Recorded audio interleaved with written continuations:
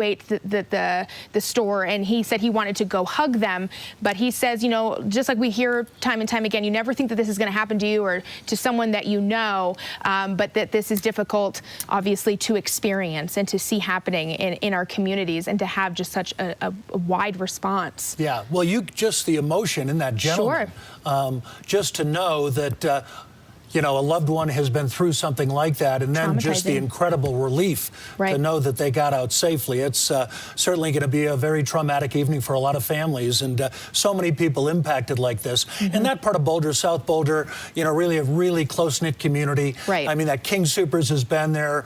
A lot of family neighborhoods around there.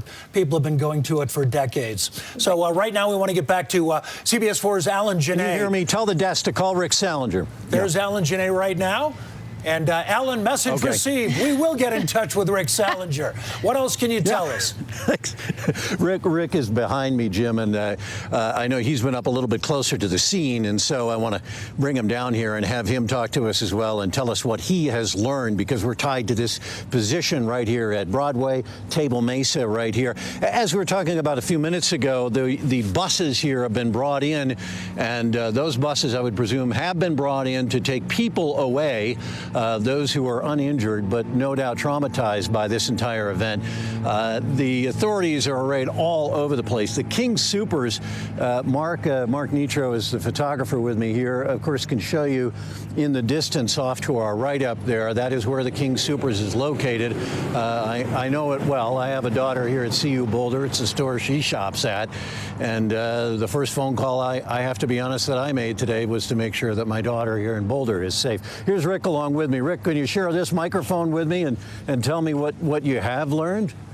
Well, I just spoke with a man who had been inside the store. He was in the King Soopers and left just moments before this all began. He described seeing people taking cover, being down on the ground. He was hoping and praying that none of those people were people that he knew personally. Yeah. Did he indicate to you how many people he saw down? He saw 3, but that does not mean that they were all injured. It could mean they were just taking cover. Very good point. And I know, you know, a veteran like you would ask those questions of someone like that. When you get up closer up in there, tell me a little bit more about what the situation is like. Well, it is just sealed off right now. It is continuing to be termed an active situation. So they do not allow anyone to pass by their perimeter that they have established there. Speaking of perimeters, just getting here was an effort. If you're traveling to Boulder, you can expect delays if you get anywhere near the Broadway, Table Mesa area. They have established police cars as roadblocks throughout the area, including, I would say, 2 miles away. So detours are in order. Yeah, if we believe they have anybody in custody, there's still a process of sweeping the building to ensure that things are safe inside, and that could go on for a long time, even if we have an arrest here, right? Well, we heard that one man was in custody who was taken out wearing only underwear and had what appeared to be an injury, perhaps to his leg. Then police, after indicating that things were pretty much over, surrounded a car and told a person inside to get out that they were surrounded. And all the media was pushed back. I don't know what happened after that, since everyone was removed from the area. Yeah, and the people that you've talked to also, this man that you spoke with who was up in that area, I imagine his level of trauma is pretty significant, having been that close. I think it's more, as you would expect in this type of situation, a state of shock. And then when the shock wears off, then the trauma sets in. And you say to yourself, my God, what have I just been through? Yeah, and we both of us have covered too many of these, that is for sure. The process that police have to go through of clearing the building, of making sure that things are safe, and we just saw them bring these buses in, I was telling people a minute ago, hopefully to remove people who may have been witnesses or nearby. If that's the case, we're not certain. But this many police came in very quickly and moved really fast on the scene here. Well, yes, it was really not more than an hour ago, not much more than that they got the first report of an active shooter in the parking lot of this King Soopers here. And then somehow it moved inside, and SWAT officers, along with uniformed Boulder policemen and many other agencies, came to the scene here. I watched video as the SWAT officers moved towards the building. A fire truck came, put a ladder up with SWAT officers on the ladder. They went onto the roof, and it was a short time after that that the person who is believed to be a suspect, and we can't confirm that for sure at this time, was brought out. Right, because we saw either injury or blood on that man's leg as he was taken out, if he was a suspect. But he was in handcuffs. We know from other incidents, certainly, that a lot of people get handcuffed because that's what police need to do. They have to sort out who's a suspect and who's a victim and who's a witness and all of that. That's a part of their process, too, right? This brings back very, very tough memories of Columbine, when all the students in 1999 ran out of the school with their hands up following a shooting. And their hands were up because they wanted to differentiate suspects from gunmen and make sure nobody had anything in their hands that could do any harm. One of the saddest images from that time. And of course, out of Columbine, there came a change in how police treat incidents like this as well. Their willingness to go in. And it seemed to be the case that they were ready to go right in today. You hit a very good point. It was after Columbine that the whole method of handling these types of situations changed dramatically. At Columbine, they waited, as was often the case before in SWAT situations, waited and waited, thinking time might be on their side, only to learn that it was working against them, that the killing was taking place. And now here in this situation, one of the lessons, as you point out from Columbine, was move in as quickly as you can. Yeah, we heard them making immediate calls to anybody inside the building there, telling them to give up, to surrender, that they were surrounded, to make it clear to them that police are outside. How they arrived at the person that they did have in handcuffs is unclear to us. We're waiting for the news conference to start here, but there's no sign of it beginning at this point. But we do expect some details from authorities as to how many victims we may have, but we do believe that we have some. Sadly, we'll wait and see. Yeah, not much we can do. Maybe we can bring Jim or Kelly back in here to ask any questions too, Rick. I might transfer them to you. We'll see if they have any additional for you. Jim, Kelly? Well, Alan, thank you so much for your coverage. And you guys, like you mentioned, I mean, we've all unfortunately had to cover situations like this before, and we're just seeing the rapid response not only from the local agencies, but now from across the state. We also have our colleague Connor McHugh, who's been on the ground, and he's been talking with witnesses. Jim. Yeah, and you know, Alan, it's interesting at this point. We just have fears that there might be some people inside, customers who might be requiring medical attention, but if the police were still engaged with a gunman and had not safely secured the area, that those people might have to wait for care. It's just so difficult to know exactly what's going on in the store. And, you know, like everybody else in the community, we wait and hope for the best possible news, but just really don't know what to think right now. We do know. And that's a good point, Jim. But of course, we did see people being brought out of the store, which might make us think that they do have access to a number of the people who were in there. We heard there were people in a second floor area as well.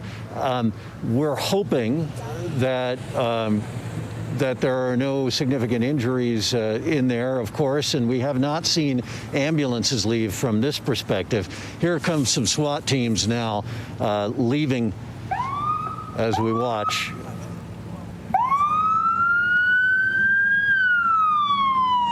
So they're pulling onto Broadway here.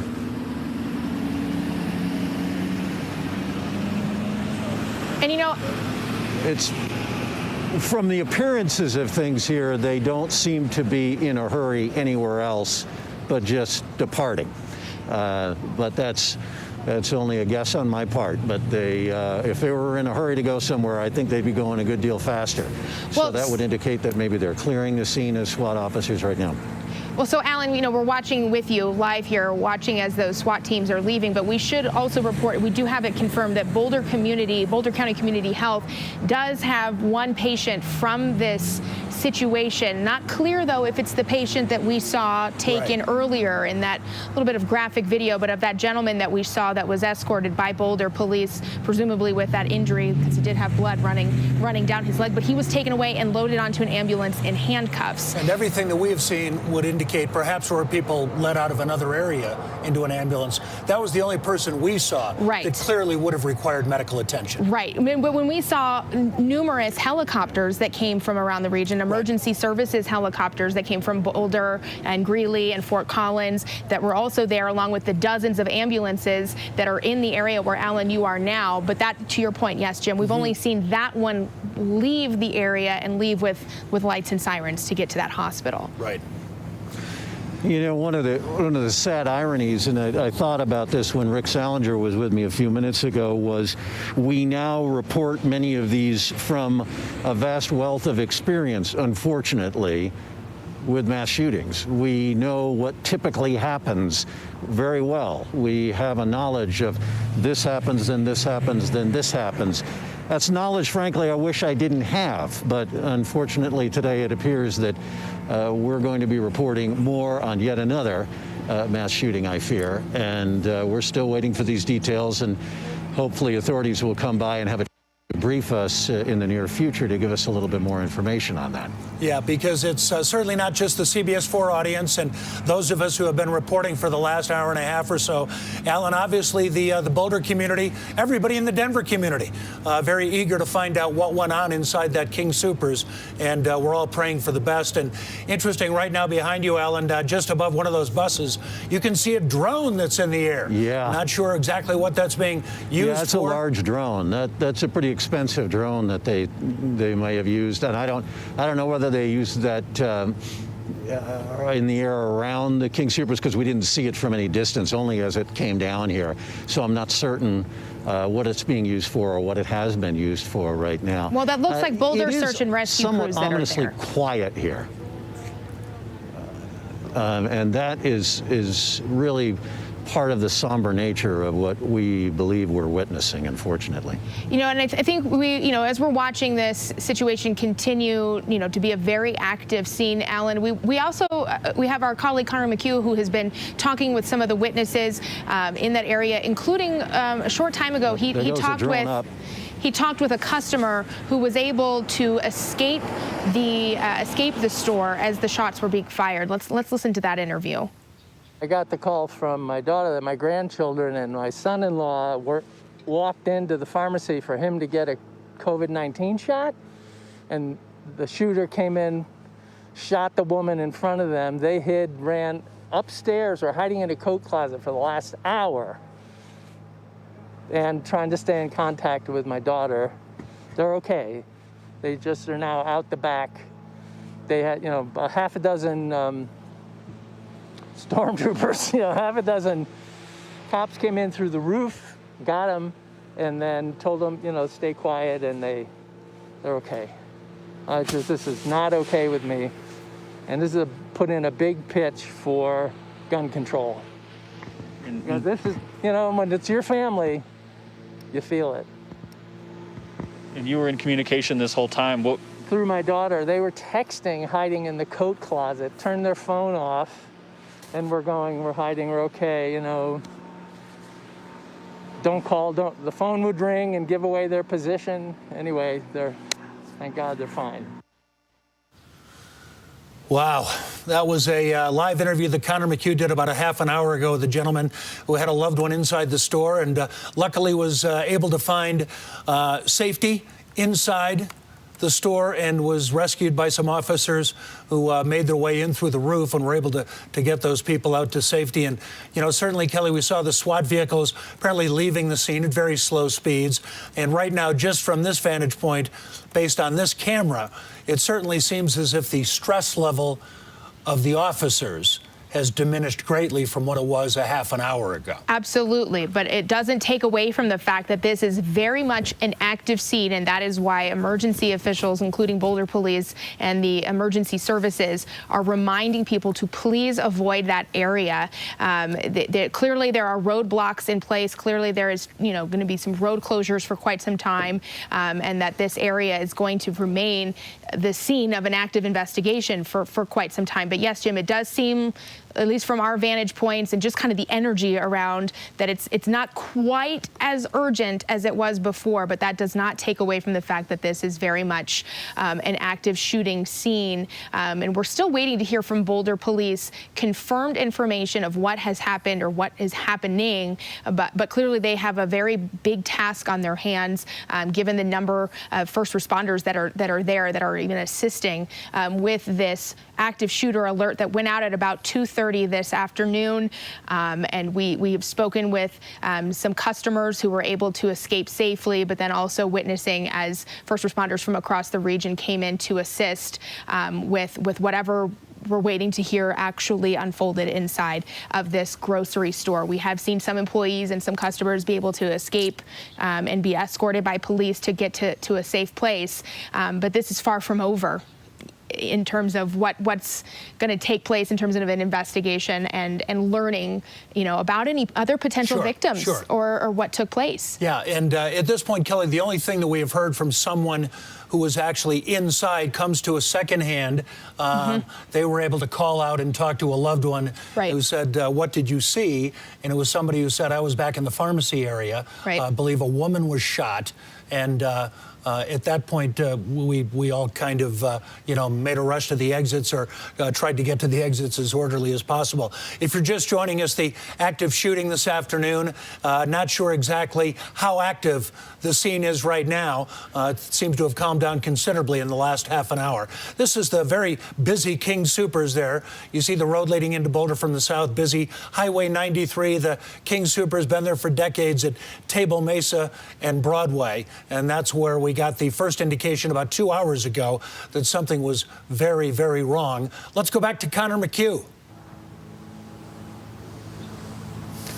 Yeah, Jim, you were just talking about the gentleman we spoke with within the last hour. He was in this area. His son-in-law was actually in the King Soopers to get a COVID shot. He was there with his two daughters. At the time that the gentleman came up to us, he was kind of in a moment of panic, saying that his son-in-law was still in there. They were hiding in a closet. They had been there for some time, but by the time right before we kind of brought him on TV and had him tell his story, he got the text that he had been waiting for, saying that they had been escorted out to safety. But he had a really harrowing experience that his son-in-law had shared to him. They were texting throughout this whole time, being careful not to give away the location of his son-in-law, texting too much, having a ringer go off, but we'll let you listen straight from his perspective, what he was getting from his son-in-law, who was stuck inside the store for most of this afternoon.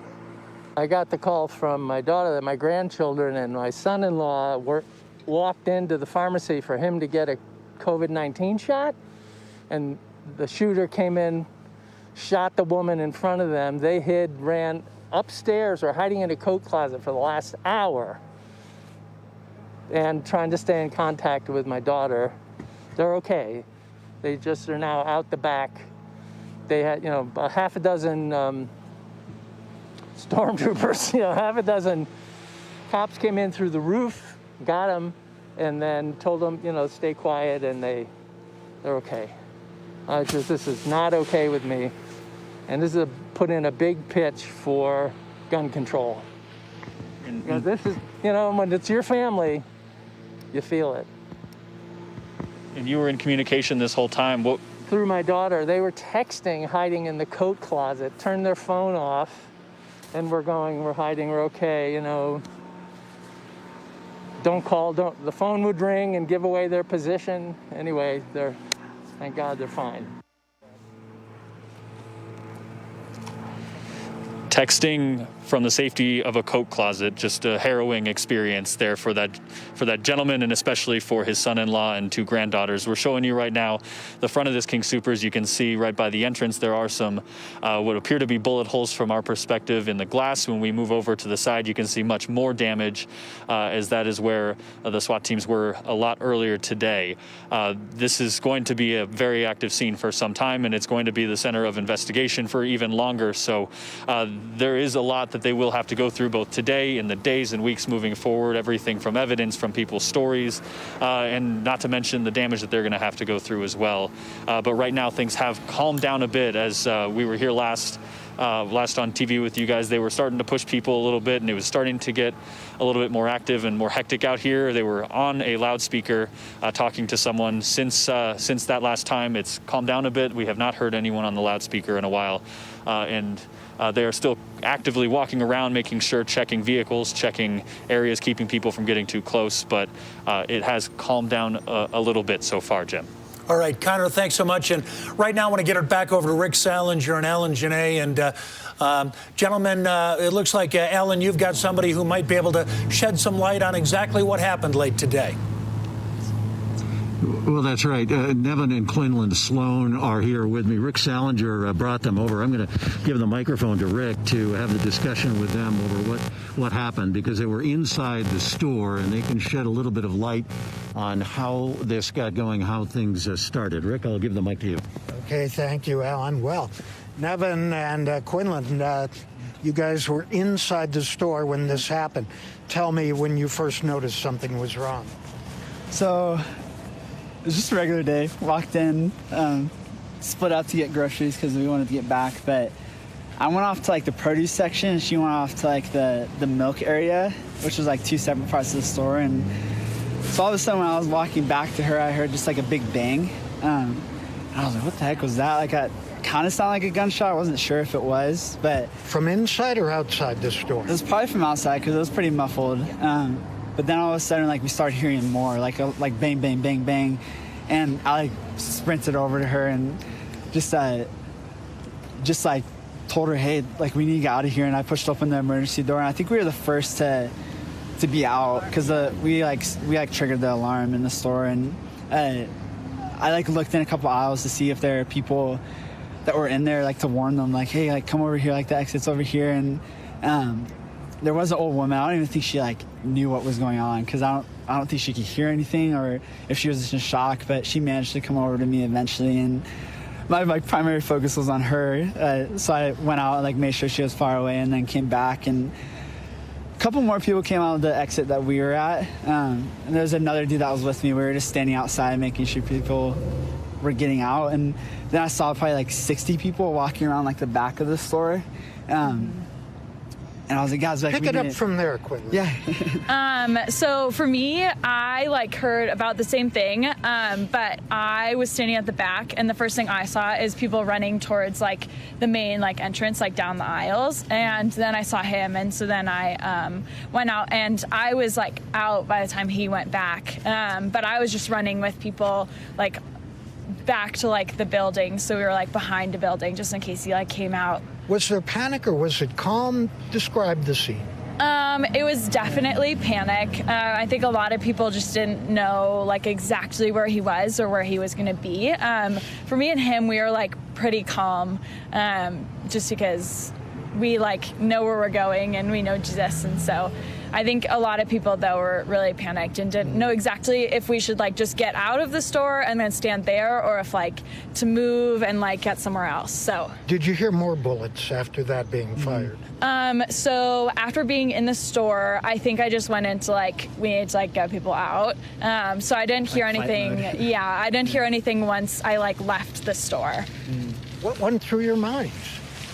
Well, the first thought was what was happening? Yeah, like right after that second shot, I was like, okay, there's someone up front shooting people, and my first thought was just I need to get my wife out. And then finally God like calmed me down a little bit and had me go back and try and help other people get out. But I think it was just like, wow, like we could go at any moment. Like we never know when, like someone could walk past me today and they could be dead by the night. I think it was just super convicting for us because we really want people to know like that Jesus loves them and that he like died for them and wants them to come into eternity with him. And unfortunately, like some people do die not knowing that truth. So I think it's just convicting for us, for sure. Yeah. Well, I'm very glad that you two are okay, and I thank you very much for your time and information.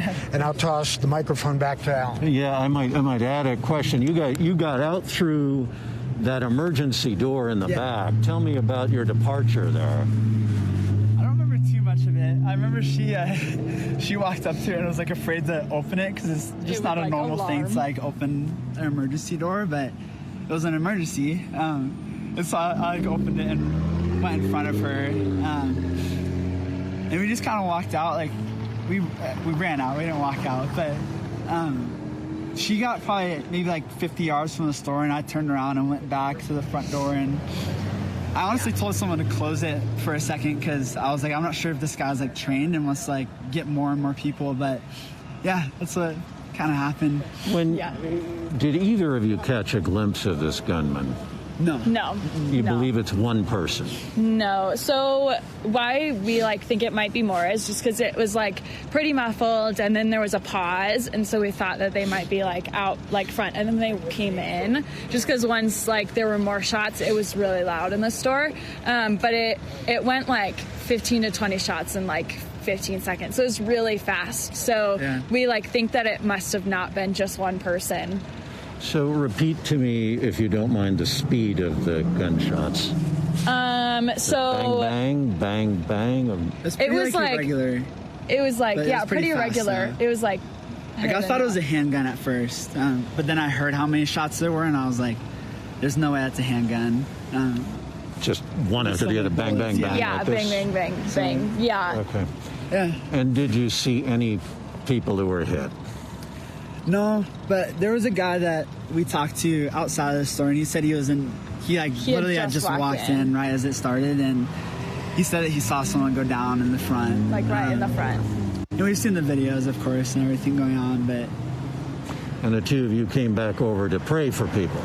Yeah. Yeah, we just want to, like, comfort them and let them know that, like, Satan hasn't won today. Like, even though this evil thing has happened, like, Satan hasn't won, like Jesus has won and God has won. And I think this is even proof of it, like how beautiful these mountains are right now. And yeah, we just want people to know that there's like hope for those people that are in there that hopefully didn't die, but that are injured. And yeah, just want them to know that. And the sadness of knowing that several people may have been shot here has got to be hard. Yeah. All right, guys, thank you very much for your time, and I wish you the best. All right, maybe get some counseling if you feel you need it, okay? Yeah. Guys are still waiting for authorities to start a news conference in this area. No sign of that as of yet. All right, Alan, thanks very much. And right now, just talking about people whose powerful faith is helping them get through this moment. Let's get the latest now from Connor McHugh. Connor?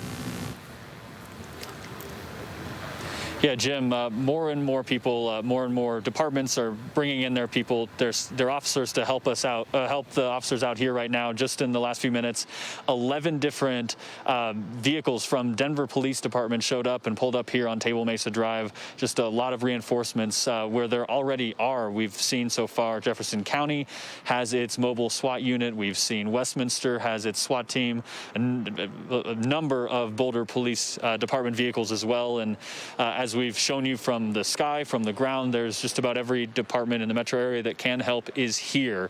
And just not too far from here at Fairview High School, that's where a number of those helicopters that we showed you at the beginning of this were all landing and preparing to help out anyone that was in need of medical attention, any of those kinds of things. So again, it is very, very full of all kinds of authorities here, all kinds of medical personnel, all kinds of police, but it has calmed down a lot.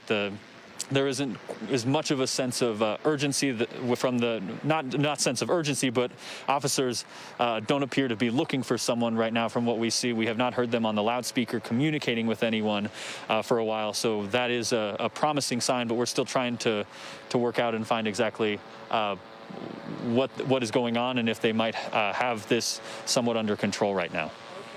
All right, Connor, thanks very much. And we're also getting an indication from one of our photojournalists, Rob McClure, that there might be a second scene in Boulder where police are responding and perhaps might be, who knows, another suspect. But that's something that is getting quite a bit of discussion right now. And our Rob McClure is going to be all over that. As far as we know right now, just can confirm this one location of the active shooter broke out about 2.5 hours ago.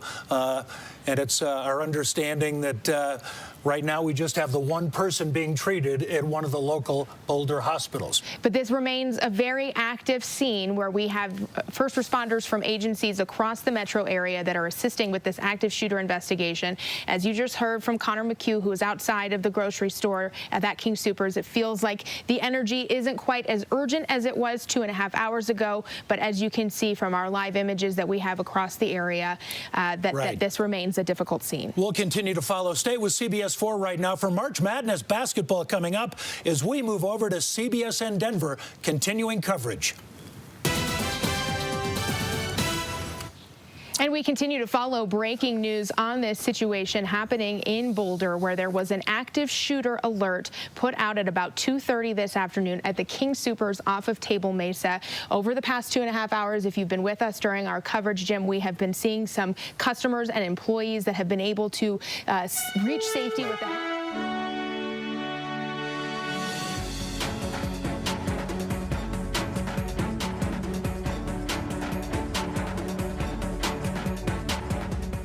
Hi, everyone. I'm Elaine Quijano. Thank you for joining us. Police tell CBS News they are responding to reports of an active shooter at a supermarket in Boulder, Colorado. Aerial footage shows SWAT teams surrounding the King Soopers grocery store south of downtown Boulder. It is unclear how many people have been hurt. Earlier, witnesses could hear police telling the suspect or suspects over a bullhorn, quote, "Surrender now." Here's Mola Lengi with the latest. 911 here now. It was shortly before 3 p.m. when the first active shooter alert went out at the King Soopers supermarket. Dozens of police officers responded with guns drawn, as well as first responders.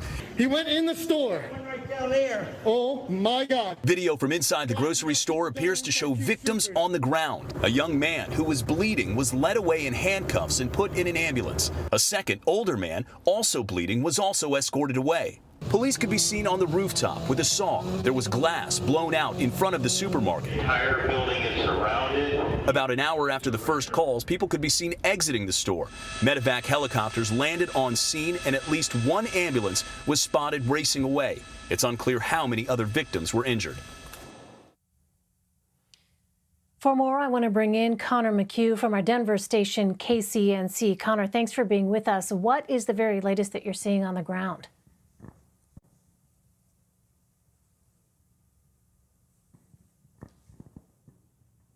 Well, right now we are seeing more and more resources show up to the scene. We've seen a number of officers from Denver and different metro area departments. There's also countless cruisers and SWAT members from Boulder here. It's still a quite active scene, but it has calmed down just a little bit as the bullhorns and the communication with whoever they were trying to communicate with has stopped, and they have extended the scene a little bit, so they appear to have a little bit more control over the scene here at the King Soopers in Boulder.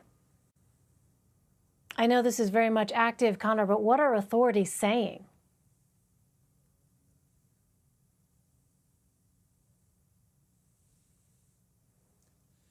Well, we are still waiting to hear from authorities. They've set up a separate area, and we're awaiting a press conference. We have not heard much other than that they are investigating an active scene, that they are bringing in all kinds of resources, but we're still waiting to hear about anyone in custody. We are still waiting to hear about who may be affected by this, if this is a secure scene or if it is still an ongoing scene. We're still waiting to hear a lot of that from Boulder or any of the other departments that are here responding to this. Well, earlier, Connor, I know you spoke to a man whose family witnessed one of the shootings. We're going to go ahead and play that sound. Let's listen to that. I got the call from my daughter that my grandchildren and my son-in-law walked into the pharmacy for him to get a COVID-19 shot, and the shooter came in, shot the woman in front of them. They hid, ran upstairs or hiding in a coat closet for the last hour, and trying to stay in contact with my daughter. They're okay. They just are now out the back they had, a half a dozen stormtroopers, half a dozen cops came in through the roof, got them, and then told them, stay quiet, and they're okay. This is not okay with me. And this is put in a big pitch for gun control. And this is, when it's your family, you feel it. It's just chilling, Connor, to hear those details. What else can you tell us about what you've been hearing from witnesses?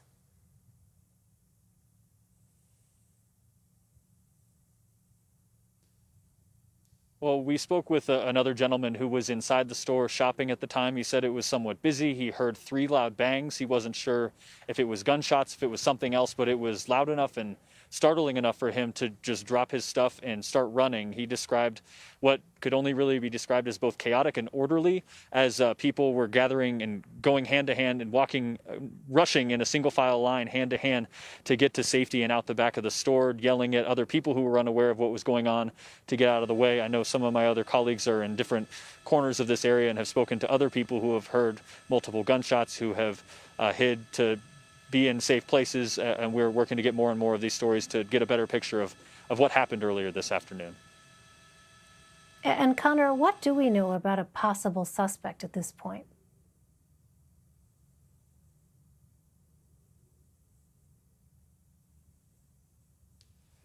Again, we're waiting to hear a lot more from Boulder police. We do know that from our station helicopter that was in the sky about an hour or two ago, we did see someone who was bloodied up and in handcuffs taken out, but we have not yet learned anything about that from authorities. Other than that, we are still waiting to hear if there is anyone in custody, if they are still looking for anyone.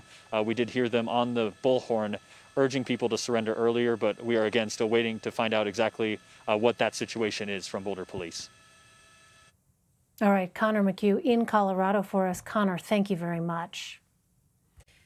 The Biden administration is scrambling to find housing for the influx of migrants arriving at the southern U.S. border. There are now more than 15,000 unaccompanied migrant children in U.S. custody. The administration plans to open new facilities, including a convention center, to house the children. And CBS News has learned that some migrant families may soon be housed in hotels in Texas and Arizona to accommodate the surge. But in the meantime, many children have been sleeping in facilities that do not even have beds. Here's Manuel Bojorquez with the latest. A child so small, he's hard to spot at first. But this Guatemalan boy, believed to be about 6, was seen walking all alone along the train tracks, holding a bag, crossing from Juarez into the United States. His small steps turn into a run when he makes it past the wall. Many unaccompanied minors like him end up here, in overcrowded facilities like this one in Donna, Texas. 400 people are packed into this temporary shelter built for 250. The children are sleeping on mats covered with foil blankets. Connecticut Senator Chris Murphy visited the facility last week. These families know these kids are going to likely end up in these detention facilities, but for them, that's better than facing certain death. You want people to see you as human beings trying the best for your children. Glenda Mendez and her 14-year-old son Gustavo have been living at a migrant shelter in Juarez for a month, hoping for an asylum hearing. So how's it all been? Very difficult? ¿Por qué? Why? A lot of dangers here in Mexico. U.S. Border Patrol is on track to apprehend more than 150,000 migrants this month. Republicans blame the Biden administration. This just shows how completely ill-prepared the Biden administration was for what's turned out to be an overwhelming tidal wave. DHS Secretary Alejandro Mayorkas says the border is closed. We are expelling families, we are expelling single adults, and we've made a decision that we will not expel young, vulnerable children. Today, the administration announced the San Diego Convention Center will be converted into a shelter for migrant children. We met this Honduran family seeking asylum in the United States after 2 hurricanes slammed the region last year. They were expelled just today. I feel worried because you have a fear of being out on the streets, sleeping in the streets, he said. The Biden administration says it will continue to deport most families and adults who cross the border. Mexico says it will reinforce its southern border where Central and South American migrants are coming through. Elaine? Manuel Bojorquez, thank you.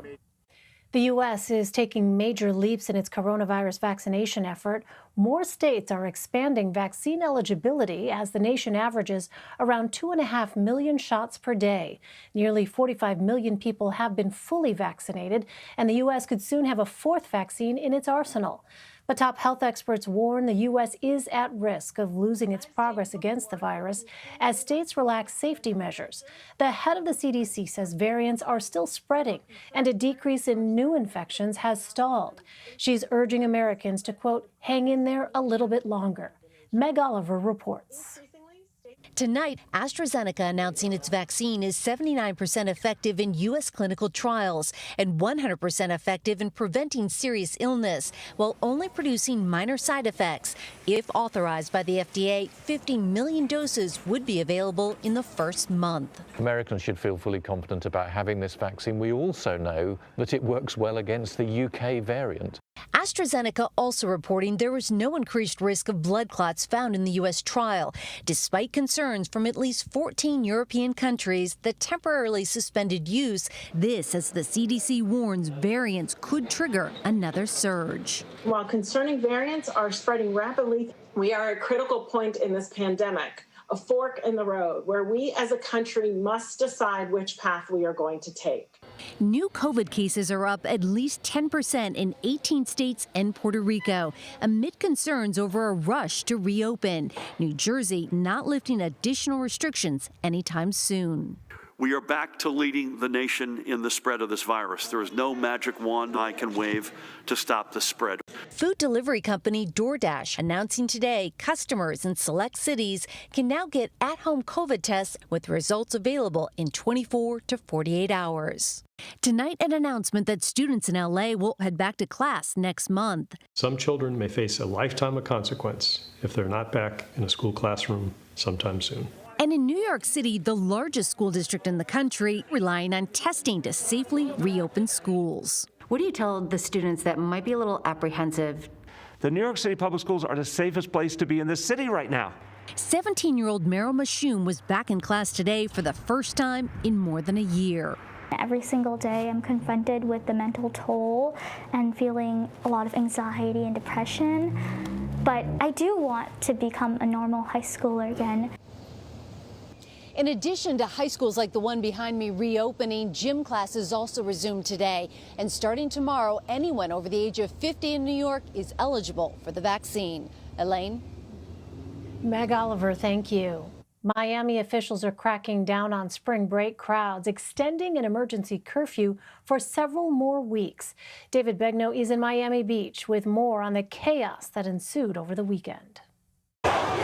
After a year of COVID lockdowns around the country, you might say the cork finally blew.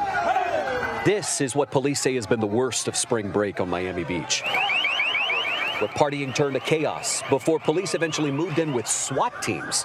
At times, there were skirmishes with mostly unmasked revelers.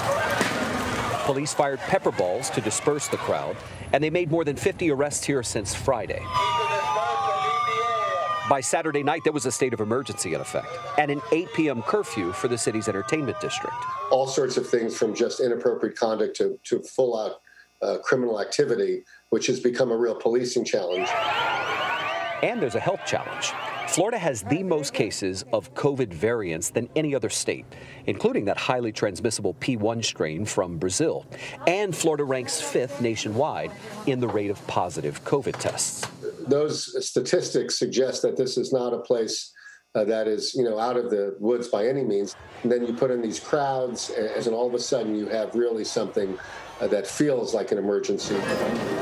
Meanwhile, the TSA is reporting 1.5 million people were screened at airports yesterday. That makes for the busiest travel day in a year.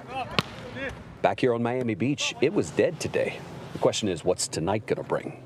Every time the police will come around, we run to the next street. And y'all come again and run to the next street. So that's how it's going to be until we decide we want to go home.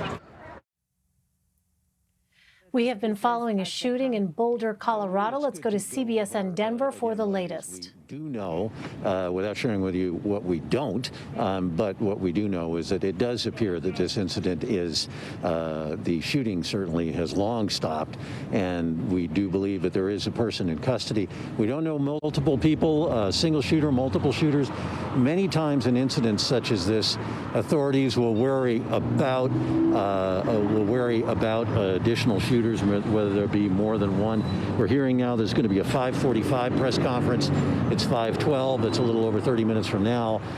From that point, maybe we can glean some information from authorities on what has happened. So, Dre, I think it's waiting for that information. And for those who don't know, like the person you talked to had a friend who went to the grocery store. Right. The waiting is excruciating. It is, and the worst part is that we're not getting any information on exactly how many people are still inside or what's going on just yet. It looks like we are starting to see a fire truck come here. They are starting to let some traffic through as well, but as you can see, there's a little bit of activity here as some ambulances are starting to pull away from the scene. Can you see that, Alan? And so what there is some other call. Kelly, I'm sorry, go ahead. We just got some new information. Jim and I just received this, and Boulder police tweeting it out, that there was and has been an emergency notification that is sent to people in the area of 17th and Grove to shelter in place. Not far from Boulder High School, that's right. There is word that there might be a shooter at that scene, described as a dangerous individual, and it's probably what Rob McClure, our photojournalist, was talking about several minutes ago when he let us know via email that it looked like several officers were going to this second location. At this point, Boulder police will only say we're investigating to determine if this is connected to the King Soopers shooting. But at this point, we're seeing what's going on at King Soopers. There's also a second active location that could be involved in the investigation, and that's at 17th and Grove, not too far from Boulder High School. If you live in that area, shelter in place. Don't go near the windows.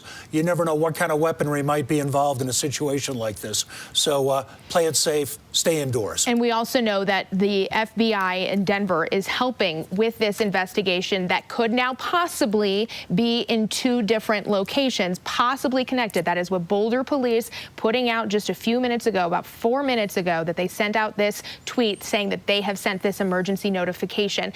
We're going on almost 3 hours now since the initial alert came out for an active shooter at the King Soopers. Here you can see on this map, this is the King Soopers. The King Soopers located off of Table Mesa Drive near South Broadway. That's kind of near that corner where we just saw Alan Janae and Andrea Flores. We have Fairview High School pointed out on this map as well, because earlier that is where we saw emergency response helicopters. 3 of them. At least 3 of them, you're right, that came from across the region, from Greeley and Boulder and Fort Collins. That is where they landed, presumably to help any victims of this shooting. And that's where we are still waiting to hear any confirmed information about injuries and who may have been directly hurt in this active shooting investigation. But that also shows you how large this perimeter and this scene is from what happened at that King Soopers, and then how far the perimeter has spread to obviously have then the traffic blocked off, you have the parking lot blocked off, and they had buses arriving to help some of the customers and employees to carry them, to take them away from this still very active scene. Active scene at the King Soopers, and there might now be another one in Boulder. And Kelly, I think it reminds all of us, when this first began, active shooting, King Soopers, we assumed everything was inside. We knew that there was a shooter inside, looked like it could have been the gentleman wounded, coming out in handcuffs. That was pretty much the entire focus for us, until we heard that one gentleman, young man, was shopping with his wife, and he said he was over in produce, she was in dairy, and he described 1 or 2 shots, very crystal, but also that there was something muffled. Heard some shots where it was muffled, like it was outside the building. That was really the first indication that perhaps there was some gunfire in the parking lot, and if indeed it came from somebody who had access to a vehicle, they could be over to 14th Street right now, or 17th. Right, and we had Connor McHugh on the ground there, giving us that vantage point with our photojournalist, where you could actually, he pointed out, you could see some of the bullet holes in the front of the store there. But let's go ahead and let you listen in on that interview that Connor McHugh gave with us just about an hour ago. That's right. Oh, that's okay. Let's get it out to Connor right now, and actually we'll listen in on that interview a little bit later. But Connor, the people that you had the chance to talk to, there was the gentleman who had a loved one inside King Soopers, hiding in a closet, in contact by phone. There was also a young man who had gone in just to pick up some soda and some chips. Describe what he told you about what he heard. Yeah, he said he heard about 3 loud bangs. He couldn't quite tell what it was, if it was gunshots, if it was just a loud thing that had dropped in some part of the store, but he did say that it was enough that he knew to get out of there. He dropped what he had. He rushed toward the other side of the store, along with some of the other people in that area, to try to get to safety. And he said that it was a pretty busy time in the store, and people at the time were hand in hand, single file, rushing, helping each other out, making sure no one got left behind. They were also talking to other people as they went, urging them to follow them or to go a different way and get out of there. So for him, he said they were not trying to be heroes. They weren't trying to go back in. They were just trying to get out. Just a very harrowing situation for him to get out. He was able to go out of the back of the store and make it to safety, but just with an incredibly scary story. He did not see anything. He just said he heard it, and that was enough for him to get out of there.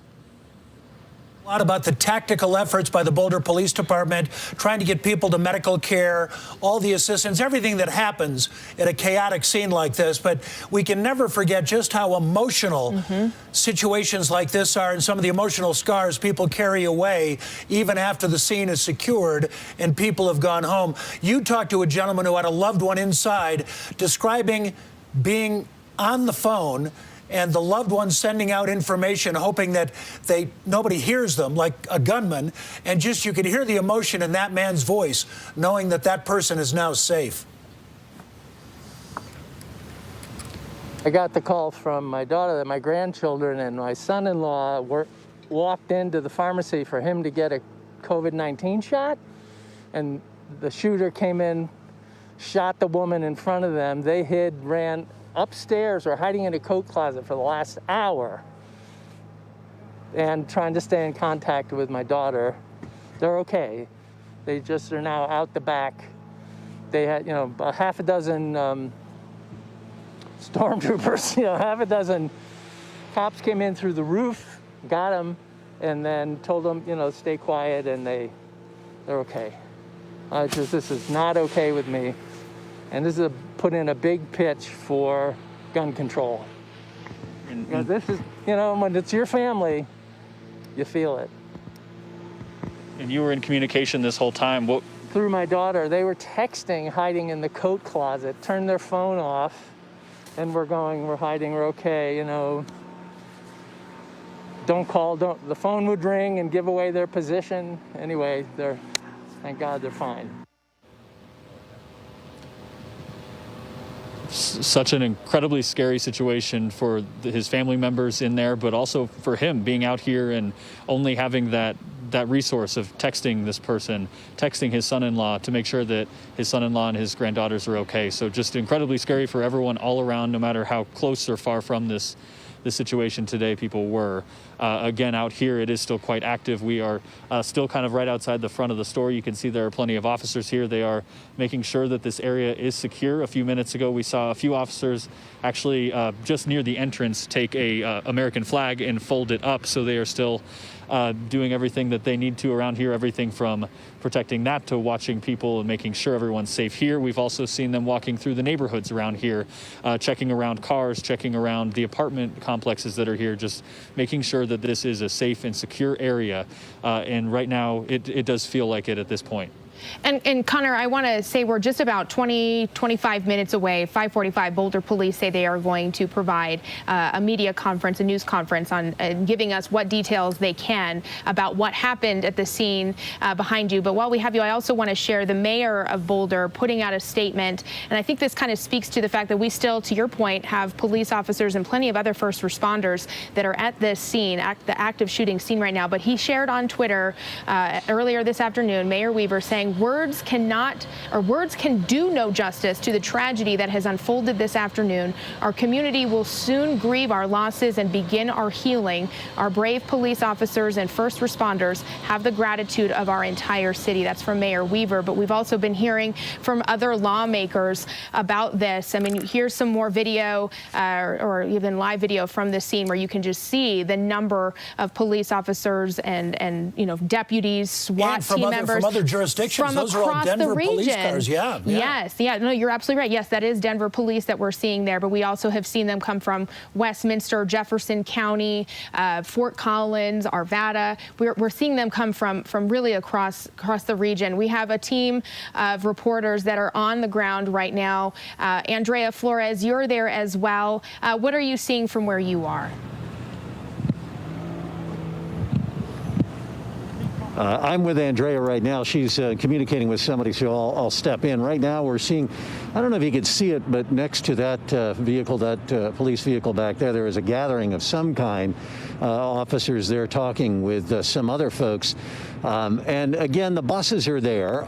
Nobody has been put onto the buses as of yet. We believe that those may have been brought in for taking people away from the scene after they have been interviewed or for being interviewed. But none of that has been used as of yet. They could simply be there for the purposes of giving people a warm space should they need it after a period of time. We're a long way from the scene being cleared, as you can see, and there's a lot still to find out. We do expect a news conference coming up at 5:45. Andrea's with me now, and you were communicating again with other folks about what they have seen and what they know as well. Impart what you can to us. Well, and we also had a little bit of a conversation with a gentleman here who's on the phone. He is involved in a union here that represents some of the people that were working inside. He's trying to get the go-ahead to give us some more information, but what he was able to tell us was that he has heard that some of his union members were able to make it out safely. Now, he doesn't have a head count for everyone. He's still working on that information. But what he was able to tell us was that they have accounted for some of the union represented employees who work at the King Soopers that were inside. So he seemed a little bit relieved, but was really here just to try and get some more information and inform us of what he knew so far. Yeah, we know from speaking with witnesses a little while ago that, and they said that they were in the store at the time the shooting started. They heard muffled shots as if the shooting began outside, and then the shots inside coming in rapid succession. They weren't sure that there was one gunman or multiple gunmen. They did not know. They got out a back exit. They didn't see anyone down, but someone else that they had spoken with had. We know from talking with those folks that this is a situation that was clearly horrifying at that time. Yeah, that's right. We actually want to go ahead and listen into that sound really quickly here. Did either of you catch a glimpse of this gunman? No. You believe it's one person?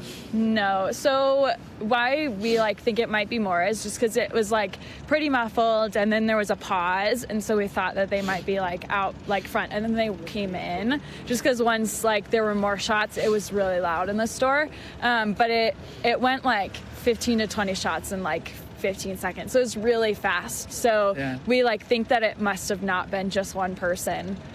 So repeat to me, if you don't mind, the speed of the gunshots. So bang, bang, bang, bang. It was irregular. It was pretty irregular. Fast, it was I thought it was a handgun at first, but then I heard how many shots there were, and I was like, "There's no way that's a handgun." Just one after the other, bang, bang, bang. Yeah, bang, bang, bang, bang. Yeah. Okay. Yeah, those witnesses there who managed to get out an emergency exit in the back, they were at first reluctant to go out that door because you never go through those doors. Right. But then you realize this is a situation in which I need to do that, and they did. And I'm told this couple, they came back to pray, right? That's my understanding. And actually, when we were just giving an update a few minutes ago, our photographer Mark Nitro here zoomed in, and they were praying with another person, and we saw that as well. So a lot of folks coming in trying to offer support. We're seeing people trying to get more information. Family members, again, I mentioned a roommate who knew that his roommate went shopping here and has not heard from him since. So a lot of those folks here that we're seeing on the outskirts still trying to get some information, and also just people in the neighborhood who want to know what's going on and are curious if they're okay, if there is still a threat. It does not appear that that is the case right now. But again, it is a fluid situation. We're hearing about another situation going on elsewhere in the city around 17th and just north of the university campus. So again, the feeling here is we're all keeping our eyes open and seeing what's going on as things develop. I think a lot of people set on a spring, as you would imagine, around an incident like this, as to is there something else going on? 17th and Grove was that area where there was another call, but we have not seen any additional officers leave to head up, presumably, to that area. And so we would believe that whatever was reported there was certainly nowhere near in the nature of seriousness of what we have. And we have seen some periods of time where they are letting traffic through. We see the roads blocked off, but some folks are getting through. Ideally, they're asking folks not to come into this area because of the amount of law enforcement officers that we have on scene, people that live in the neighborhood. So they are directing traffic in different areas, but again, advised not to come onto the intersection of Broadway and Table Mesa right now, as again, this investigation continues. You have buses behind us. You have a long line of patrol cars there. So still an active scene here, even though the urgency in terms of an active shooter, a possible active shooter, has certainly gone down. Right, and those people, as you mentioned, Andrea, who come over to the scene, who are curious about what's happened and are looking for information, that information hopefully will come in a short period of time when we do get a news conference from authorities who have yet to really confirm any of what we have heard. And we do need that confirmation to make clear to people the scale of what's happened here, whether or not somebody is in custody, and whether they believe this is truly all over, or if there's any additional threat, what any motive would be is far out in the distance at this point, and why this happened here today, we just can't begin to think about yet until we get some of those clues from authorities. Right, and then part of what we're also doing here is walking around and talking to every person that we see, trying to get some information to try and at least give viewers and the public some sense of what's going on here, for folks watching at home to get an idea of what the scene is like. And a lot of it is just really still not knowing, and that's a tough thing to feel. Especially you feel for the people that are here, that have family members or relatives that are here and still have not gotten answers, because they simply have not told us anything. But again, we should be getting an update here shortly where we can hopefully get some of those details as well. Yeah, those are the hard conversations yet to come. Unfortunately, we fear for some families involved here today. Yeah. Kelly and Jim, as we wait for this news conference, we do have little bits of information, like you talked about, a message out from the mayor, other bits of information that give us some clues that we can impart to people. And Alan, that includes a comment from, or a longer statement from Governor Polis, and we can bring that to you now. He says, "My heart is breaking as we watch this unspeakable event unfold in our Boulder community. We are making every public safety resource available to assist the Boulder County Sheriff's Department as they work to secure the store. I'm incredibly grateful to the brave men and women who have responded to the scene to help the victims of this senseless tragedy." It goes on to say, "This is very much an active situation, and we continue to monitor very closely. We ask for your patience as law enforcement works tirelessly to secure the site. Right now, the biggest priority is to let local law enforcement and the city of Boulder do their work to ensure the safety of those involved." Yes, and certainly part of their work includes keeping the community informed as to what's been going on. And, yes. Coming up in about 15 minutes at 5:45 from the Whole Foods, which is not too far from the scene there at the King Soopers. We expect to get a lot more information from the Boulder police team about the investigation at a news conference right then.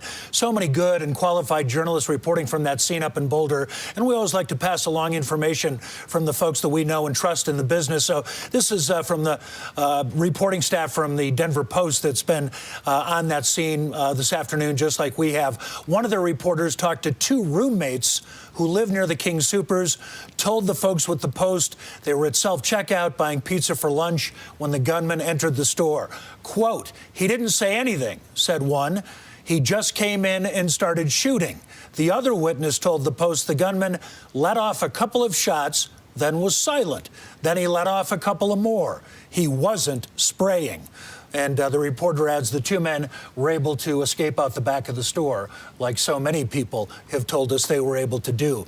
Also want to pass on that all the focus so far has been at this King Soopers, rightfully so. It's where the story began. And this is the King Soopers at Table Mesa in Broadway in South Boulder, where the active shooting report went on now several hours ago. But there's also a second scene in Boulder at 17th and Grove.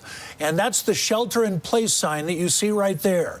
Several people in that area got reverse 911 calls from Boulder police alerting them to stay indoors because there might be an armed and dangerous individual that they were trying to make contact with or already had made contact with in the area around 17th and Grove.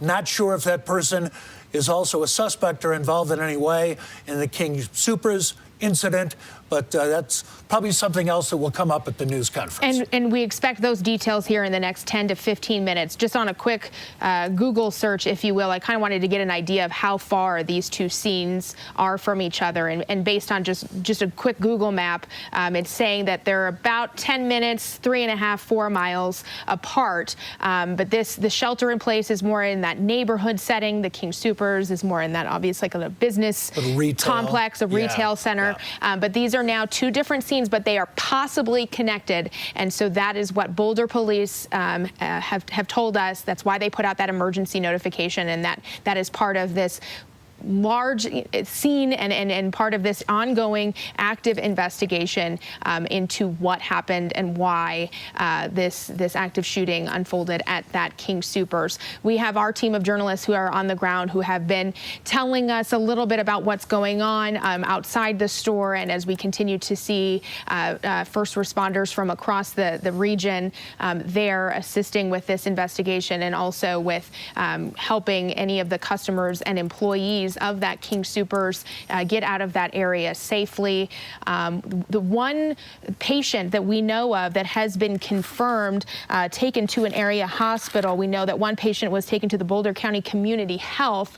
We don't know the extent of their injuries. We don't know who they are, of course. But what we do know is that these buses, these CU Boulder buses that you're watching right now, just at the area of Table Mesa in Boulder, we see this from time to time, sadly, when we've unfortunately covered far too many of these active shooting investigations. But these buses are often used to help transport potential witnesses, the employees, obviously, then of this store, to an area because they're not going to be able to get to their vehicles because they are now part of this very active scene. They're now within the crime tape. They're going to be part of what's investigated, potential evidence, in this very, big investigation, and it's a wide area.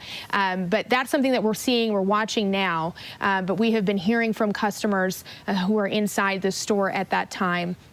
Who had said that they had heard multiple, what they thought was just a couple of bangs, and they heard multiple gunshots. What has been so profound to me as we've been, covering this now for 3 hours, and when we talk to some of these customers that were there and able to escape safely, is how they helped one another to get out there. We talked to that gentleman who said his priority was his wife because they were on separate sides of the store, which let's think about it, how many times we've done that with our partners, like let's divide and conquer. But he said that was his first priority, to make sure that his wife was okay. But then he also mentioned that there were some older shoppers inside that store, and he wanted to make sure that they were okay as well. We actually have that interview for you, so let's go ahead and listen in one more time.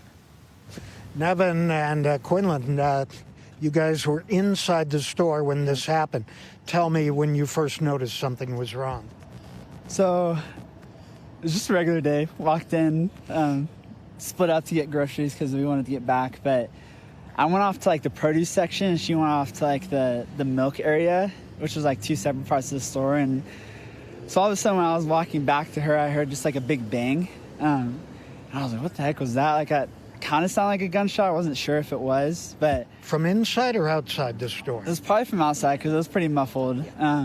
But then all of a sudden, like, we started hearing more, like bang, bang, bang, bang, and I like sprinted over to her and just like told her, hey, like, we need to get out of here. And I pushed open the emergency door, and I think we were the first to be out because we triggered the alarm in the store. And I like looked in a couple aisles to see if there are people that were in there, like, to warn them, like, hey, like, come over here, like, the exit's over here. And there was an old woman. I don't even think she like knew what was going on because I don't think she could hear anything or if she was just in shock, but she managed to come over to me eventually. And my primary focus was on her. So I went out and like made sure she was far away and then came back. And a couple more people came out of the exit that we were at. And there was another dude that was with me. We were just standing outside making sure people were getting out. And then I saw probably like 60 people walking around like the back of the store.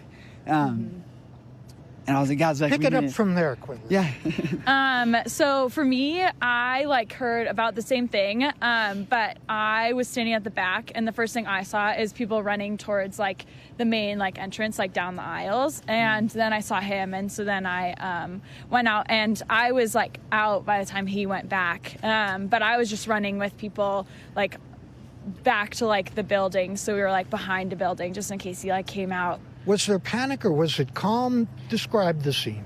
It was definitely panic. I think a lot of people just didn't know like exactly where he was or where he was going to be. For me and him, we were like pretty calm, just because we like know where we're going and we know Jesus, and so I think a lot of people though were really panicked and didn't know exactly if we should like just get out of the store and then stand there or if like to move and like get somewhere else. So did you hear more bullets after that being fired?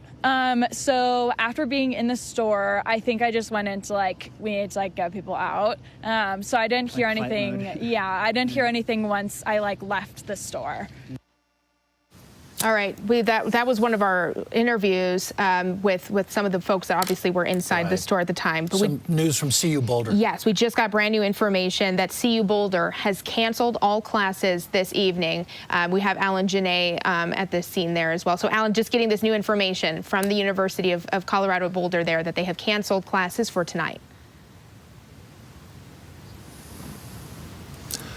Don't have Alan right there, but that's the latest from CU Boulder. And of course, we're all waiting anxiously to hear from the Boulder Police Department. The first time that we will have heard from them since that tweet went out several hours ago saying that stay away from this King Soopers, reports of an active shooter situation. Coming up at 5:45, we are told will be that news conference involving Boulder Police, and we don't know if there might be representatives from some other agencies. And right here is some video of that scene. This is not far away from that King Soopers. This is, I believe, on Broadway, also in the same neighborhood, a Whole Foods. So you can see some people there. And, you know, Kelly, one thing we heard from is that the FBI had joined the investigation. We're not sure exactly at this early moment in the investigation where things might take investigators, but we might hear from some people with agencies other than Boulder Police. Okay, let's go ahead and get to Andrea Flores now. Andrea? Hey guys, so I'm here with Ben. He lives across the street here from the King Soopers. Tell me a little bit about what you've heard this entire afternoon. So I was just in my apartment. I heard a few shots. I didn't really think much of it because it was all muffled from in my apartment. And then I looked out the window and I saw 40 or more cops show up from all the surrounding cities. So I knew something was going on. So I came out here, went across the street to watch what was going on.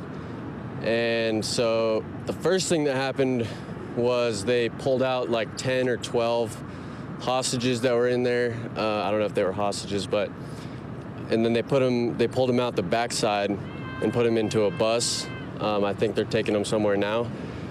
And then I think they got the shooter out because they pulled out a guy who had no shirt on, no pants, and his whole right side of his leg was just bleeding down the side of his leg, and his hands were tied behind his back, and they put him in an ambulance and sent him off. And from what I'm hearing from other people, they think that was a shooter here, and now they think there's another shooter couple blocks down that way. Well, so we know that, again, everything's really fluid right now. We haven't had anything confirmed in terms of a shooter. We know that someone was taken in handcuffs from the scene, as you described. We're still waiting to get any sort of confirmation from law enforcement. But I mean, this is probably your neighborhood grocery store, right? Yeah, how does it feel knowing that this happened where you go, you know, daily or every other day? It's definitely super scary. I'm there, you know, twice a week getting my groceries, and I was actually about to go there, obviously, until I saw the cops outside. It's just really scary. You never think it's going to happen to you or somewhere around you, and it's happened right across the street. I didn't think it was. It's just really scary, and I feel really bad for all the people that were there and had to deal with that. In a sense, I mean, when you think about the timing, what goes through your mind when you're thinking about that could have been you? It's really scary. Because I was about to go there, and I just don't even know what to say, because I would never think that would happen around here. Well, Ben, thank you so much. We really appreciate your time and taking the time to speak with us. And again, still waiting on that press conference here any minute now. It's supposed to start at 5:45. Jim Kelly, we'll send it back to you in the studio. All right, Andrea, thanks very much. And we really should mention this, that even though the scene has calmed down, we saw what seemed to be a suspect being taken away, no other ambulances. We don't know what type of bad news we might be hearing in a few minutes, just in terms of possible fatalities inside that King Soopers. So even though the scene seems very calm right now, heavy police presence, we should certainly brace ourselves for some very difficult news here in the next few minutes. Right, and then this is something that, you know, we hope isn't as tragic as it's leading up to potentially be, but we're going to wait to hear that confirmed from the officials that are there, that are part of this lengthy investigation. We do have a team of reporters that are covering this from as many angles as we possibly can as we get new details seemingly by the minute. That includes our Connor McHugh. He is live outside the King Soopers. Okay, we just got brand new information from our producer that, in fact, this press conference that we're waiting for from Boulder Police that was supposed to happen in just about a minute has now been pushed to 6 o'clock. But we're going to continue our live coverage here on CBSN, and we'll, of course, bring you that coverage live on CBSN Denver once that press conference does begin. So let's go ahead and get back out then to Connor McHugh. He's been live at the scene there outside the King Soopers. Connor, we're kind of learning this is one of two scenes. We're still trying to figure out if this is indeed connected. That's part of Boulder Police's ongoing investigation. You've been there for quite some time now. What are you seeing right now? Yeah, well, Kelly, that scene at 17th and Grove really is not that far from here. But with that going on, we haven't noticed many of the resources from here leaving. In fact, we have seen some more resources actually coming here. Colorado State Patrol has sent a number of cruisers over here. We've got at least one fire engine that has come here since. And the remaining cars from Denver Police, Westminster Police, Boulder Police, everything is still here. We'll give you kind of a look at how busy this scene remains to be. You can tell that the officers are a little more at ease right now. They are in groups. They're talking. You can tell they're debriefing. They're kind of still checking out and monitoring the area. But there is not the sense of urgency that we were showing you earlier today, as they were on speakerphones telling someone or some people to surrender. The weapons are not drawn at this point either, which is something that can make you breathe a little bit of a sigh of relief in the midst of all of this awful news today. But again, they still have this place active. They're still walking around. You still see them making sure that everyone's safe, checking the neighborhoods, checking a number of the cars. And the one thing we have seen is, as everyone, including us and everyone in the community, is waiting to get some information from Boulder Police, people are coming here and they're trying to get that information. They're asking us, hey, what do you know about this? We had two women just walked up to me.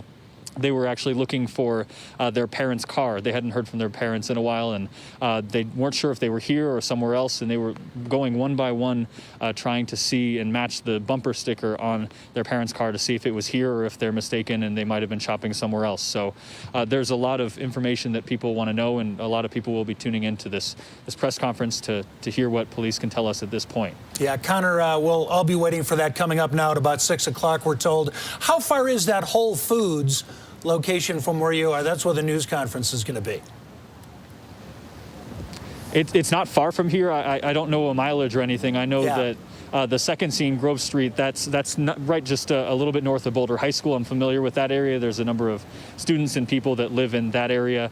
The Whole Foods I know is not far from here, but I'm struggling That's all right. to place which corner it's on right now. Okay, Connor, no problem. Thanks very much. And, one thing, Kelly, is that we want to continue to keep an eye on that situation at 17th and Grove. In fact, we have our colleague and our reporter, Tori Mason, who is there right now. And Tori, I saw you tweeted a little bit ago that there's a SWAT presence there. Is that correct? Okay. We're on 17th, pretty close to Canyon Boulevard in Boulder, and we've been here for about 30 minutes now, and I just want to preface this that this is still a very active situation, so we're not going to get too close. We don't want to put any of these SWAT officers in danger by showing some of their movement, so we're going to keep things a little bit further back. But yes, an emergency notification has gone out to residents in the area around 17th and Grove as a report of an armed and dangerous person. Now, it could possibly be connected to the King Soopers shooting. We don't want to speculate. We don't want to say too much until we actually speak with Boulder Police ourselves. But in the time that we've been here, they've really been focusing in on this apartment complex here off of 17th. We've seen a couple of residents being escorted out by SWAT officers just to probably for their own safety. But again, this is still a very ongoing fluid situation, and we're going to keep an eye on it. We have to be here because now the police tape has actually locked us into 17th, so we'll keep you updated. All right, Tori, thank you. We know that was part of the emergency notification response that Boulder Police put out a short time ago. And we also have new into our newsroom a statement from Kroger Corporate Affairs, which is who owns King Soopers. And in their statement, they say, "We are horrified and deeply saddened by the senseless violence that occurred at our King Soopers store located on Table Mesa Drive in Boulder. The entire King Soopers family offers our thoughts, prayers, and support to our associates, customers, and the first responders who so bravely responded to this tragic situation. We will continue to cooperate with local law enforcement, and our store will remain closed during the police investigation." And then, of course, to protect the integrity of the investigation, all questions will be deferred to Boulder Police, who we hope to hear from now at 6 o'clock. They had moved that news conference back. But I mean, I think, Jim, that speaks to the fact that information is going to be evolving. This isn't one of those rapid answers right away. This is a large scene, possibly now 2 connected scenes. We're waiting for word on that. We obviously, like Tori said, don't want to speculate, but this is all happening. And we have a team of reporters that are helping us with this coverage tonight. And certainly one of those reporters are Alan Janae. Good evening, Alan.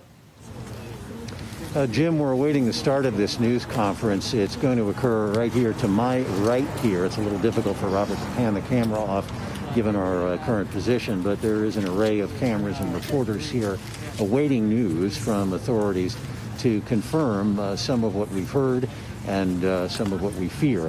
I also fear. We're going to be hearing from Kerry Yamaguchi, who is a commander with the Boulder Police Department, and also from Michael Doherty, who is the district attorney here in Boulder County. Those are the 2 people who will be speaking. They set the news conference back a little bit a few minutes ago and said it would be coming later as they begin to get themselves organized and their information collated. We fear that what we're going to hear is going to be some very sad news in terms of what's happened here at the King Soopers in Boulder today. So I just wanted to check in with you and let you know that we are standing by. Rick Salinger is here with me as well. We're just waiting the start of this news conference, and certainly there are a lot of questions to ask when that does happen. Okay. Alan, thank you very much. And so we know that we're going to be hearing from the local district attorney. And Kelly, did you hear somebody from Terry Yamaguchi from Boulder Police Department, or do we know there are at least 2 of the people that will be speaking at this news conference? Yeah, I mean, there's obviously multiple agencies that have been responding to this scene, and I think just to kind of help keep the information streamlined, from one source, it sounds like Boulder Police is going to be taking that on as far as the news conference goes. But information is slowly, evolving.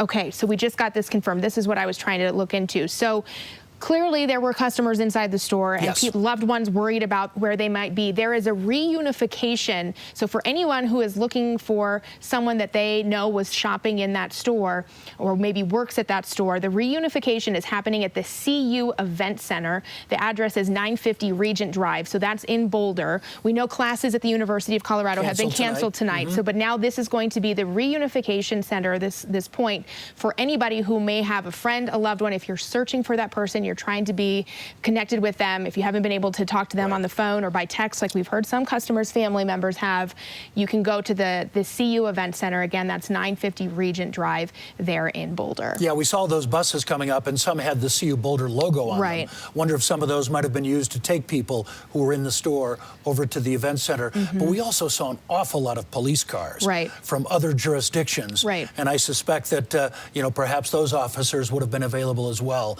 to perhaps taxi people over. But yeah, certainly a lot of attention rather, rightfully so, is on those people who've had to endure something incredibly traumatic this afternoon. Well, I mean, we've been watching customers and employees who were able to escape and be safely escorted. And while they didn't appear physically injured, my goodness, this is emotionally scarring and traumatizing. And it's something, Jim, that you and I have both seen far too often here in Colorado and, of course, across the country. I can't help but remember what this was like when we had the theater shooting in Aurora and seeing this same type of very rapid response and from agencies all across the metro area. And then when buses were arriving and family members and victims were taken to different parts of Aurora so that their family members could arrive. But even police officers, we know, were part of helping those victims and helping family members be reunited. This is something that takes, you know, a response that's so far and wide from first responders across, you know, the metro area to really help everyone involved. Absolutely. And one thing that we know that they've been through something incredibly terrifying and traumatic.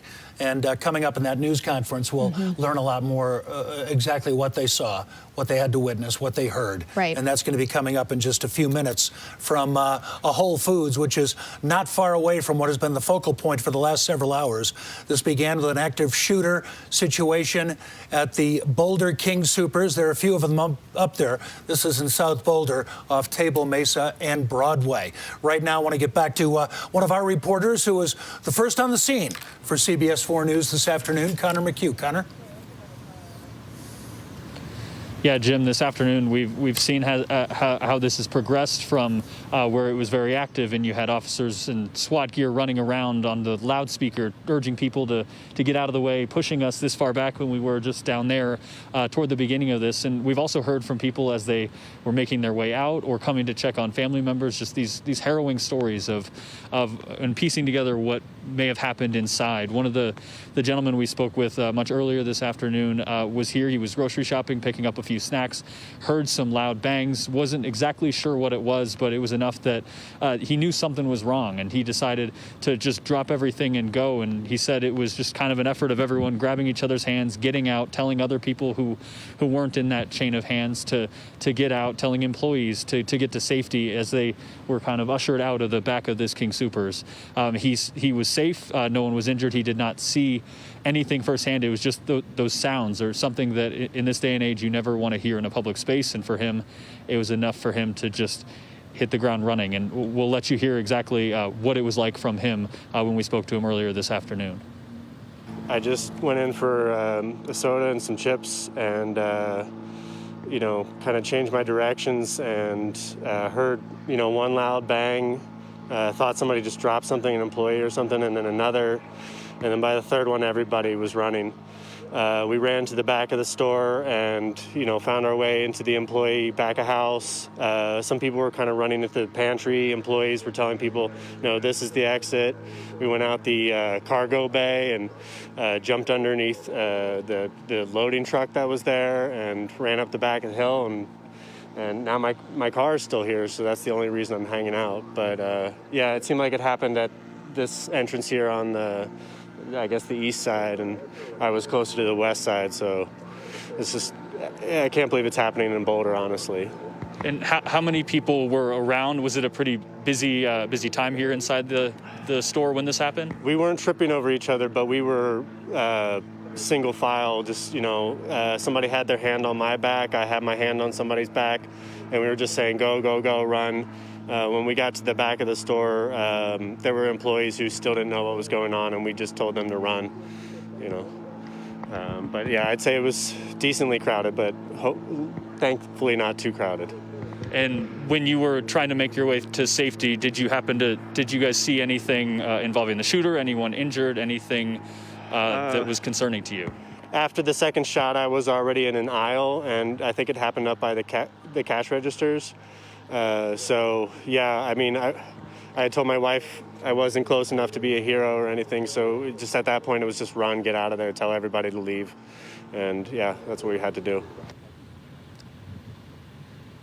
In his description of those just chaotic and fear-soaked moments, you do hear little glimpses of the humanity and the people helping each other out, people directing each other, employees showing people this is where the exit is, and to other employees who didn't exactly know what was going on, telling them to get out of here. And he didn't want to be a hero, but people were helping each other out in this. And we spoke to another gentleman who was coming to check his son-in-law was inside with his two granddaughters. With his son-in-law's two daughters, the gentleman we spoke with, granddaughters. And they actually saw one woman get shot and went and hid in a closet and were communicating via text all afternoon until they were able to get to safety. And one thing that he said that just really stuck out is you see these things, but until it's your loved ones, you don't really understand.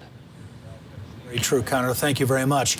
And we'll be going to Andrea Flores in just a moment, but do want to mention that at 17th and Grove is another active scene that could be tied to this investigation. They think there might be a suspect described as a dangerous individual, possibly armed, in an apartment complex over by 17th and Grove. You've got some more information about what they're doing to secure that neighborhood. And also, our Jeff Todd, another CU Boulder graduate, has a friend who runs a restaurant on Pearl, not too far from that scene, Pearl Street, and Boulder police just called them and said, please lock down your building. And I don't think they want customers coming and going. Right. And you've got some more information. Well, and I think that speaks to it, right? So this is in an area where there's apartments, there's restaurants, but then also Boulder High School is very close by there. And Boulder Valley School District just tweeting minutes ago that it is currently on a secure lockout. So any students who are on campus will have to stay inside due to that police activity that's there in that area of 17th and Grove. We saw our reporter, Tori Mason, who is there right now, kind of keeping an eye on that scene. But we also have Andrea Flores, who is near the area, I believe, of where we're going to hopefully be the news conference, right, that we're going to be hearing from Boulder Police here in just a couple of minutes. But let's get to Andrea right now. Andrea? Hey, so again, we're here at the intersection of Broadway and Table Mesa, where you can see still a very big scene here. We've been talking to people around the area. I've talked to quite a few people. One person who knew that his roommate went to the King Soopers here to go pick up some groceries, and of course has not come back yet. He was trying to call that person, text, and was not hearing anything, certainly concerned, and said that he had no update simply because we have not had this update yet from Boulder, and also just standing out here trying to get some answers. We saw another person who represents and works with a union that represents people who are working inside King Soopers employees, and says that luckily he has heard that there are employees there who were able to get out, but again, still trying to get those details confirmed as well. I talked to another younger gentleman who lives across the street and said he was almost going to go grocery shopping here at King Soopers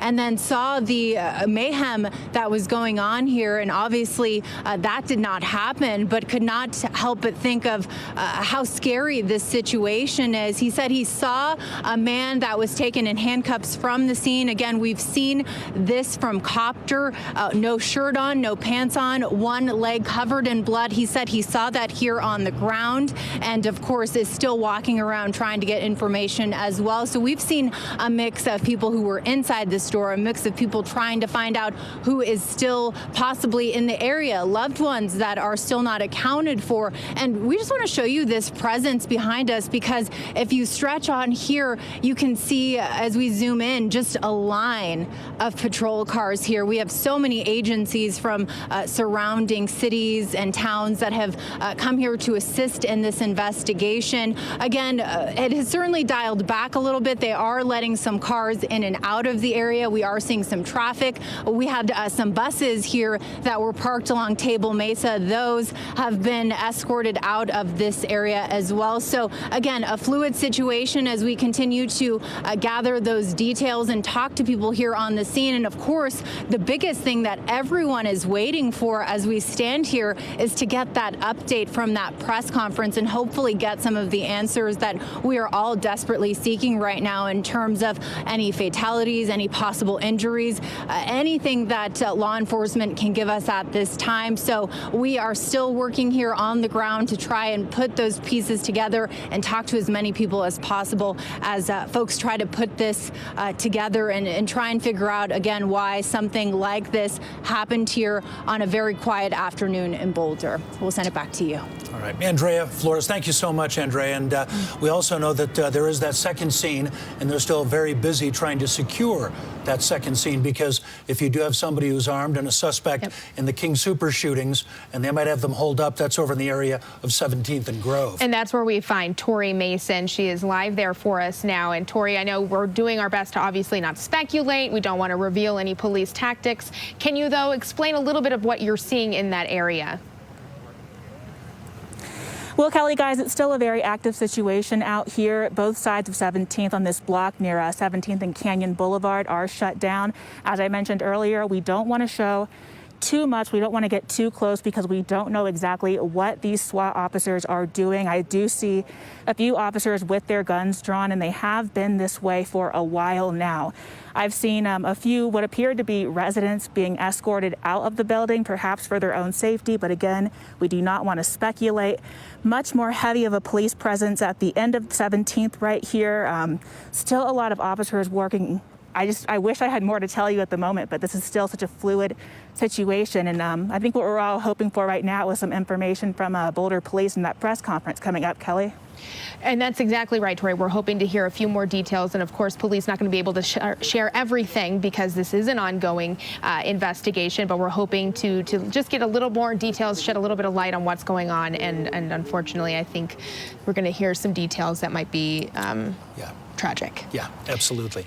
And, another thing we did, the possibility of the second scene is we talked about going into something like this. You figure it's all happening inside the King Soopers. But a couple of the witnesses said, well, I heard a lot of muffled shots that implied to them that it was happening, something was happening outside the building as well, perhaps in the parking lot. Right. And perhaps in that commotion, it was a second suspect who was able to flee the scene, possibly ended up in the area of 17th and Grove. Right. Again, Boulder Police not confirming that this is connected in any way to the King Soopers shooting. Right. But certainly it did seem to pop up and certainly kind of set social media ablaze. Sure. With people wondering, what was going on at 17th and Grove, and could it be connected? Absolutely, and that's what we're waiting to hear a few more details on. It's now 6:04. Boulder Police had pushed back their press conference that they had intended to start at 5:45. It's now 5 after 6, and we're waiting for those details. But I think that they have a lot to piece together, and they have to be very, very careful with how much information that they can share and get confirmed at this point. This is a live view of where we're waiting for that press conference, that news conference. You can see our reporters Alan Janae as well as Rick Salinger that are there. Alan, I understand you can hear me, and we're kind of getting a vantage point of certainly, the media coverage. Any indication how far away we are from hearing from the Boulder Police Commander? No, Kelly, there's really none as of yet. We are simply standing by. They did tell us of a delay, and that delay has now come and gone, so we're just waiting. It's unclear where the investigators are currently and where they'll come from when they come up to these microphones. We've set up microphones to await their official confirmation of details of what has occurred. We're going to hear from Kerry Yamaguchi, a commander with Boulder Police, and we're also going to hear from Michael Doherty, who is the district attorney in Boulder. Rick Salinger here with me right now as we wait. Everybody is trying to stay calm and remain vigilant here as we wait for this thing to start. But these are the terrifying moments for some people who haven't heard from some people today. Well, that is certainly the case. One more person to add to the list of those who we expect to hear from very shortly will be Kelly McGannon, who is a spokesperson for King Soopers. This is a terrible situation. We expect the news to be very tragic indeed. We don't want to get ahead of ourselves at this point, but people watching should know ahead of time that what has taken place here is very grave indeed. Yeah, and some of this is probably going to be pretty rough to hear. There's some families out there we fear today who are going to get the worst of news. And now it's moved back to 6:30, we're understanding, Rick. I just heard that they have just indicated that it's going to go back even farther, and I'm going to check my watch here. We're at 6:06. We're still about 25 minutes away. I know that they have a lot of things to make sure that they check and double check and not get information wrong. We've seen that in the past too, so I'm glad if that's what they're doing. But we would love to be able to impart to people just what the situation is, of course. Yes, what they have to do in situations like this typically is notify the family members of people that were involved. They don't want people who have family members who were here at the time that something may have happened to find out about it by TV. By now, I'm sure the word has spread quite widely about this shooting and the consequences we are about to learn. It was interesting earlier when the married couple that you had initially spoken with, and we interviewed on our air a little bit earlier, said they were inside, and they heard at first muffled shots as if they were outside, and then a rapid succession of shots, one after the other, inside, and a lot of shots fired. It is our understanding that this began outside. The reports are conflicting, as you would expect. When you get multiple witnesses, different accounts of what exactly happened. But some of the accounts, which we are waiting on the police to verify, indicate that there was a man in tactical gear outside in the parking lot. And then the scene moved inside. A person was live streaming all this on the internet. I was watching as it was happening, and you could hear bullets being fired. Police in SWAT gear arrived, created a formation to go in on the ground, while another crew got up in a ladder truck, a fire department ladder truck, went onto the roof. Simultaneously, they appeared to enter the store, and it was not long after that the man believed to be a suspect, wearing only underwear, appeared to be injured on his leg, was taken out in handcuffs. Almost simultaneously, other people that were apparently customers in the store came out, some even with their shopping with them, and police checking the bags to see if by any chance they were connected to the disturbance that occurred inside. Some of the people came out with their hands up. Yeah, we know that they have to check up on everybody there. It would seem in conflict that there was a person who came out apparently in shorts, underwear, or whatever the case may be. However, if he is in tactical gear, it seems reasonable to me that officers would strip him down before removing him to ensure that there are no additional weapons on him and things of this nature. Also, the person who was live tweeting, we don't think is related, of course, in any way. Those live images that came out, that was a person who happened to be here after it started, from what we know. Yes, we're putting together the pieces of this jigsaw about how this actually occurred and came down. What we don't know is the why. Yeah. That is the big question. An ordinary supermarket in Boulder, Colorado, why would somebody open fire inside here? And those motives sometimes we don't hear for a long time in shootings, and some never. Nobody has ever really understood what happened in the mass shooting in Las Vegas several years ago and the motive behind that one. We understand in Colorado that we've had mass shootings that we have unfortunately covered that have broken our hearts each time. We're going to wait, and we're going to hear what we can from them when they come up to these microphones and tell us. We have been through too many of these.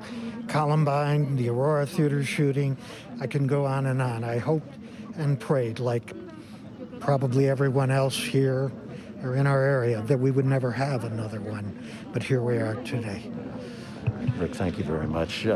Kelly, Jim, we're going to go back to you in the studio, and we are awaiting the start of this news conference. The moment that it begins, we'll come back live and bring it to you here.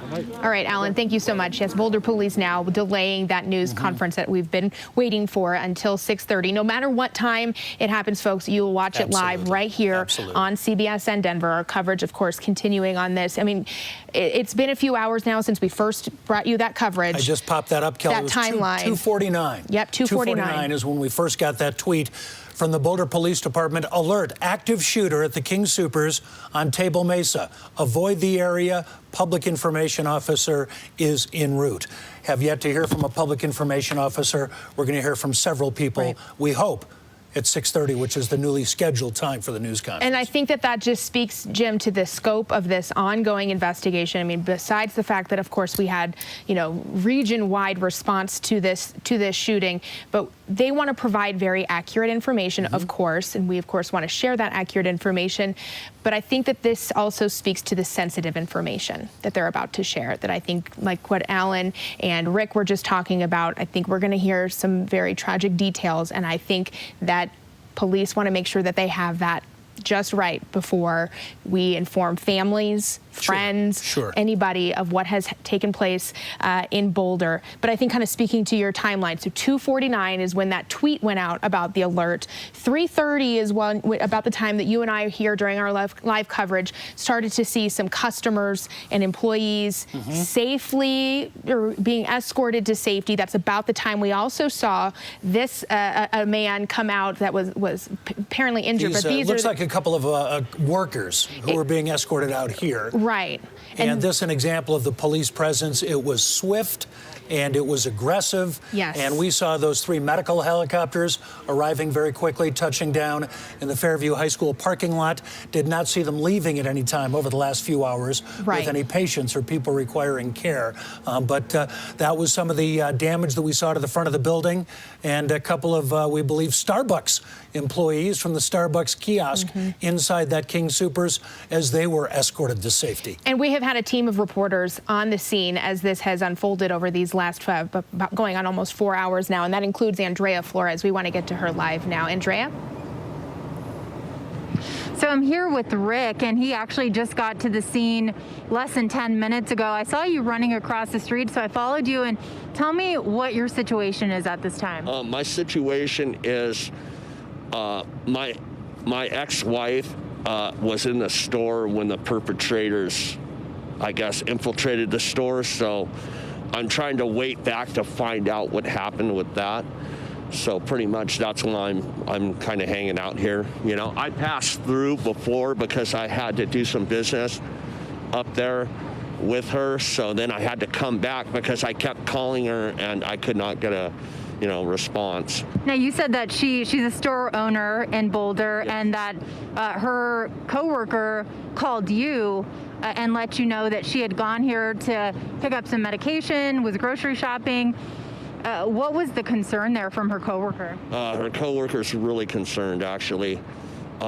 We don't know what has happened yet. I haven't got any word from the authorities about what's going on here. I don't think really anybody has, because that's why I'm standing here. So pretty much, I would just want to stand by. It's a shame that something like this has to happen. I just hope nobody got hurt for their sake. And you said that you mentioned that you were told that her car is actually still here in the parking lot as well, and they were trying to figure out why it was still here. And tell me a little bit about that. She has a habit, and this goes back a long time. She used to just pull up in front of stores. So she pulled her car up in front, which is a gold 08 Toyota RAV4. She pulled her car up in front, and they called her partner to wonder why it was out in front. How are you feeling right now? I can't imagine what you're going through. I don't think, as far as I heard, and as far as I heard from the brothers down the street, I don't think anybody got seriously injured. I think they're trying to contain the suspect. Well, we're still waiting to hear the details. As I mentioned to you, there is a press conference here. It's been pushed back quite a few times, so we are still waiting. There are, a lot of concerns, of course, from people like yourself who have not heard anything. But we do know that there is a reunification area at the CU Event Center, we're told. So it might be in your interest to possibly go and try and get some information there. But as someone who's trying to get information, how hard is it to really figure out what's going on? Well, I mean, the law enforcement officers are busy, so, they're trying to figure it out. And when I was on the freeway, I had bought a vehicle today, actually, and I was on the freeway, and I seen, armies of them coming from different counties. So, I didn't know what it was, but I seen them coming all through, paramedics, law enforcement response, everything. So, they were coming from totally different counties. So, it might be a pretty serious situation. I'm not sure yet, so, until we can get a hold of one of them, that we won't know, until then, until we can actually get an officer online, and that's it, pretty much. Rick, thank you so much for your time. We wish you the best in luck in trying to find your ex-wife and get some more information. And we certainly appreciate your time. Thank you so much. Thank you. Thanks, guys. We'll send it back to you. Thank you. All right. Andrea, thanks so much. And can you imagine being somebody on the Boulder Turnpike or whatever? All of a sudden, lights and sirens, this armada of law enforcement vehicles pouring into that King Soopers. You don't know what's going on. Let's check in with Tori Mason. Here I'm in the 17th and Grove area of Boulder, where there was a SWAT situation happening, and it appears it's kind of dissolving. There were about over a dozen officers here at this apartment building on 17th, and now they're leaving, but they had been here for about an hour. There was an emergency notification that had gone out to residents in this area about reports of an armed and dangerous person that could have been connected to the King Soopers shooting. We're hoping to hear more about that information at the press conference that's upcoming, but for now it seems like they're moving on from this situation here. They have taken down some of the police tape at the intersection of Canyon and Boulder, and now we're just waiting on officials to tell us what's next. Jim, Kelly. All right. Thank you very much, Tori. All right. We want to give you more information. We just heard Andrea talking about it, but there's a reunification site for anyone who is trying to reach loved ones or colleagues or coworkers or friends. This is a live picture of the CU Event Center. This is actually the basketball arena for the Buffs. This is where folks can go to be reunited with anyone that they may know that was in the shopping center at that time inside the supermarket. So if you are looking for someone, if you're having difficulty perhaps tracking someone down, this is where police say that folks can go to be reunited. This is at 950 Regent Drive. This is the basketball arena, the CU Event Center there on campus. Yeah, looks like the doors are open. I suspect that inside might already have perhaps some crisis counselors, some refreshments, whatever. Just giving people a safe and a quiet place to decompress as they get reacquainted and reunited with their loved ones. But just an agonizing wait for so many people. I know. And also on campus, CU Boulder has canceled all of their evening classes due to this ongoing investigation, the police activity. So they're now using part of their campus, as we just mentioned, to assist with helping anyone impacted and involved in this ongoing active shooter investigation. Now, some other things that are happening in the area, also because of, I think, what was happening at 17th and Grove, where we just saw Tori, the Boulder Valley School District had put a secure lockout because as they tweeted earlier this evening, there were a few athletic teams inside Boulder High School, which is close to that area. They were alerted to the law enforcement responding to that situation in the neighborhood. The students are safe, as are the coaches, and the coaches are staying with them until there is an all clear. And so if kind of what Tori was seeing there sounds like that might be happening. So these students might be coming soon. And also coming soon, hopefully in these next 10 minutes, we'll get more information from Boulder Boulder Police, as well as we know the Boulder County District Attorney is expected to speak. And as Rick had mentioned, a spokesperson for King Soopers. This originally was supposed to take place at 5:45. They've delayed it a couple times now saying at about 6:30. This speaks to just really the scope of this investigation and the details that we're waiting to learn. But it's been a tough day in Boulder. I mean, can I tell you, Jim, this is such a beautiful campus. I attended CU Boulder for my first year of college, Right. and it is such a treasured spot for so many of us. Absolutely. And our hearts are hurting for the entire Boulder community right now. I mean, it is a beautiful place, but it is now a place that's just holding on to some hurt. This is painful to watch. Well, as we talked with Connor McHugh as well, and Connor up reporting, and he talked about living on the campus, and that was kind of the King Soopers go-to for the college kids if they needed, to visit a supermarket. For the most part, that's where they went. And right here is another live look. This is our photojournalist spins the camera around, and this is right there on the outskirts. You see the indoor parking garage in the background. This is the CU Event Center, where people who might have been evacuated, indeed rescued from that King Soopers, are able to meet up with loved ones who have been just so anxious to get reunited with people they love, and just to know that they are safe.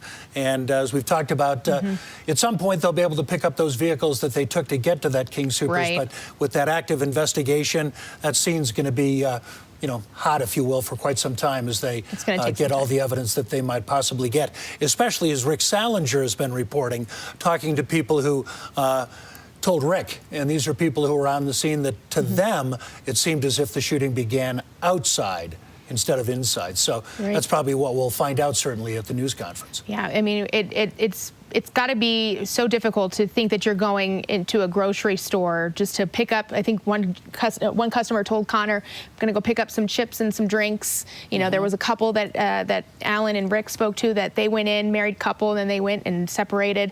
And then what they say, the timeline, kind of around that 2:30, 2:45, they heard one bang. Wasn't sure what that was, kind of muffled was what one woman described it. Then they heard a second bang, and by the time there was a third bang, one of the other customers that Connor spoke to said that's when he realized it was gunfire. That's when people started running. But when they began running, what this gentleman said was that everybody got in a single file, and everybody started helping one another, helping who they could, because, they were running from, they didn't know what, right?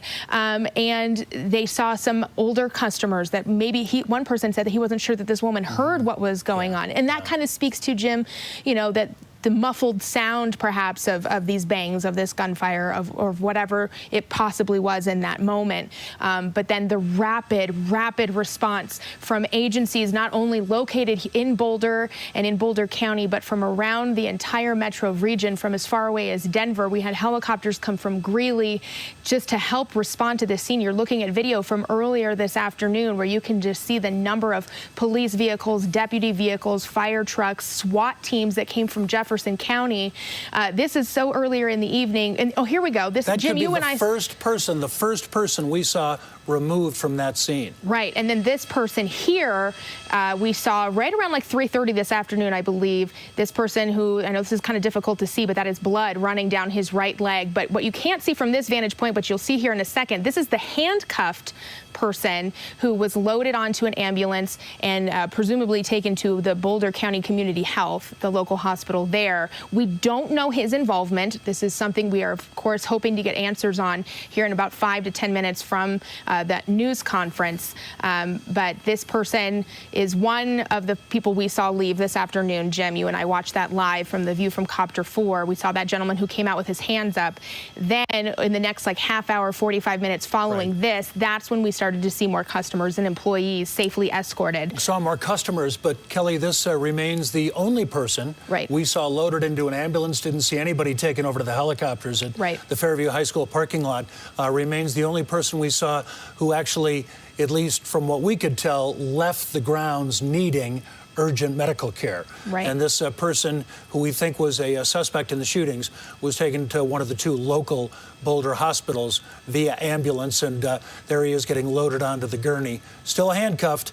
And we'll wait to find out more about who this person is in that news conference coming up in a few minutes. And we also understand that President Joe Biden at the White House tonight has been briefed on the violence at the King Soopers, and Boulder right there at South Table Mesa and Broadway, and that was a look at some of the damaged windows. And Right.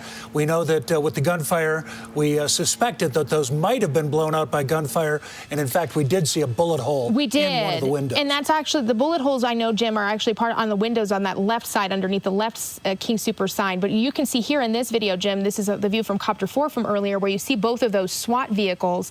And in the very early parts of our coverage, when we began our coverage on CBSN Denver, we actually saw that SWAT vehicle ramming into the side of the building. But you're absolutely right. The damage could be from other things that took place inside the store. Again, these are details we're waiting to hear. But this video from our photojournalist on the ground kind of gives you that closer look at the damage at the building, understandably. And of course, this store is closed and will continue to stay closed during this investigation. That's information we received from the King Soopers spokesperson. Yeah. But this is the video that I think is just really powerful to see, is folks leaving physically unharmed, being taken to safety, and hopefully getting connected with their loved ones that were probably worried about them. Oh my gosh, and just imagine that going from a situation where you're not sure if you're going to be able to come out alive, you hear the gunfire, and who knows what they saw, and then all of a sudden you are physically in contact with local law enforcement and police officers, scurrying you out to safety.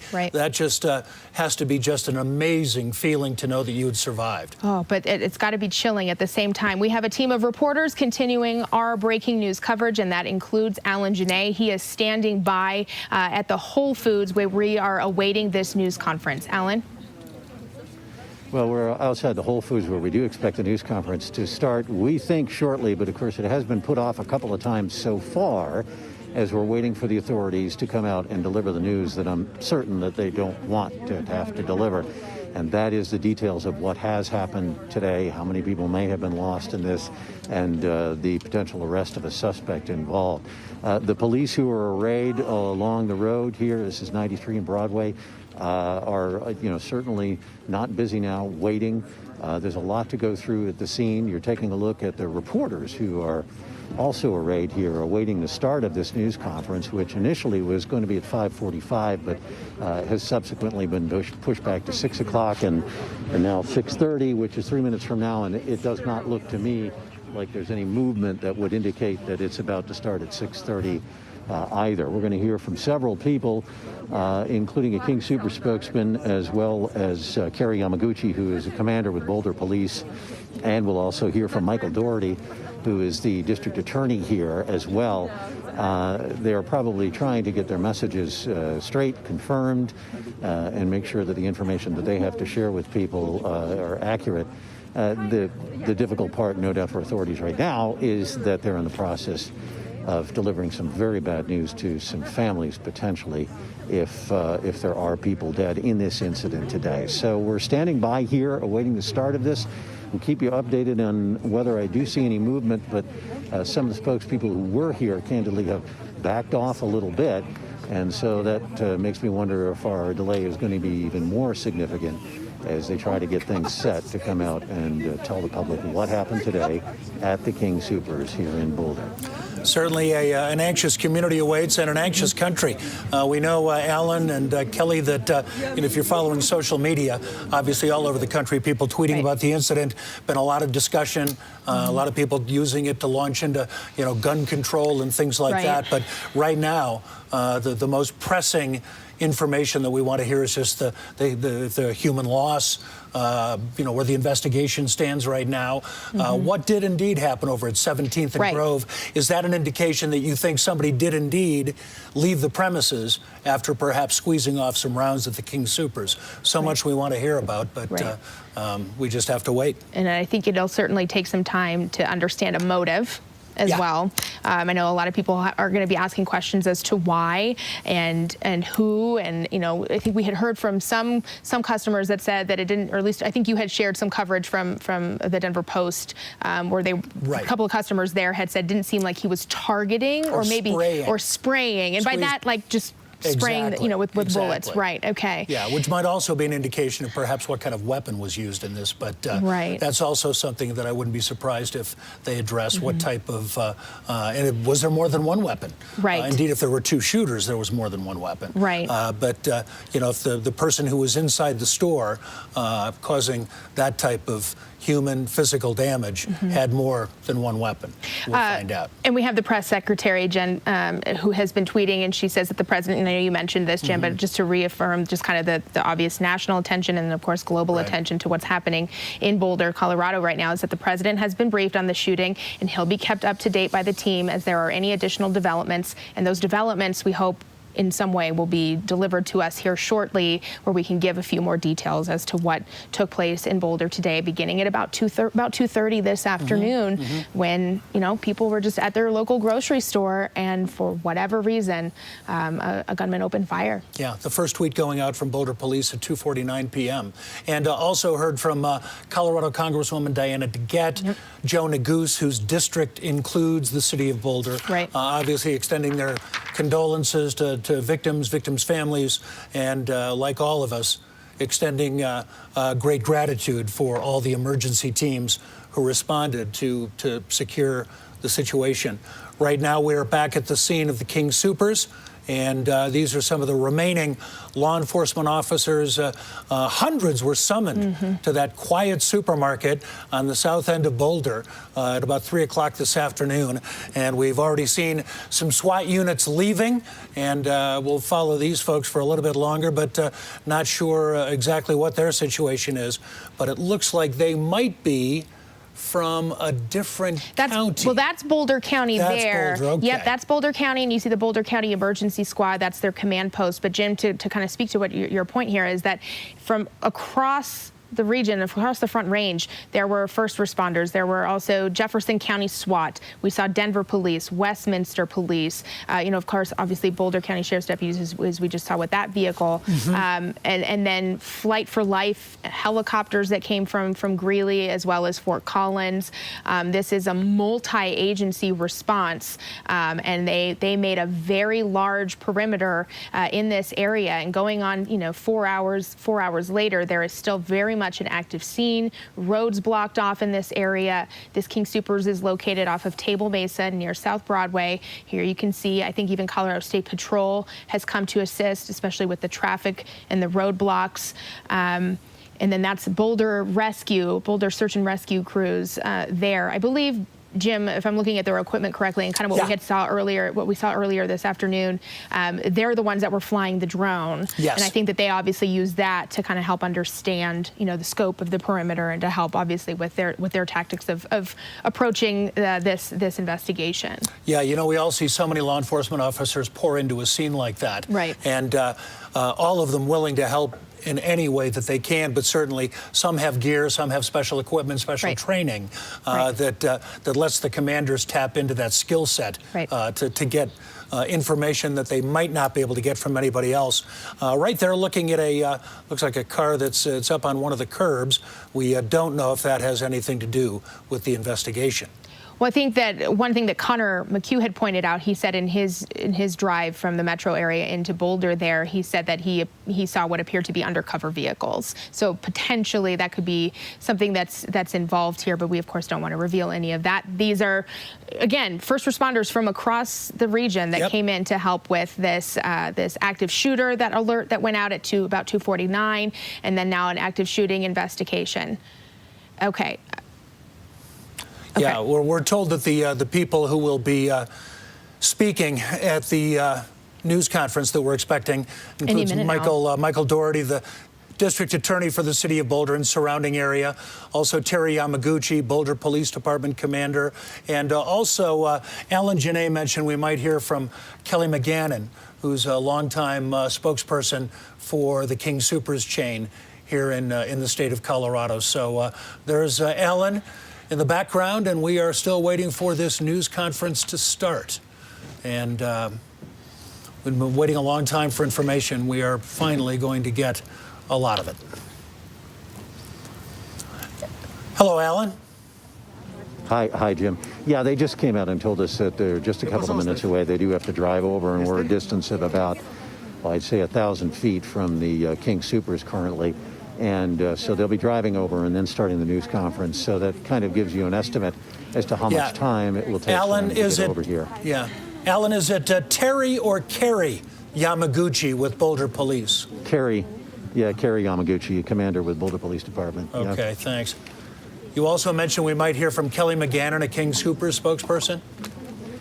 Yes, Rick Salinger told us that a few minutes ago, that that person also. So that would have three people here. A few minutes ago, I was talking to a King Soopers worker who was not at work, and he showed me some texts that he got from work, and the texts were, "Don't come into work today. There's a shooting." About 10 shots, and that was from his boss, who was there, and he hasn't communicated further with his boss since then. That doesn't necessarily indicate anything about how his boss is doing or anything of that nature, but it was kind of it was disturbing even to look at a series of texts. Don't come in, there's been a shooting. Yeah, Alan. I cannot imagine being the person on the receiving end of that. Oh my gosh, just terrifying and so deeply, deeply troubling. Right now, we've talked about the Reunification Center that has been set up over at the CU Events Center, and I want to take a live look right there. We know that we were told that some buses ferrying people over who were inside the King Soopers have now arrived at the Events Center to get reunited with loved ones. So obviously, a lot of heartfelt hugs going on in that building, and I'm sure all of these people very, very fortunate that they are able to be reunited with family members after all that gunfire at the King Soopers today.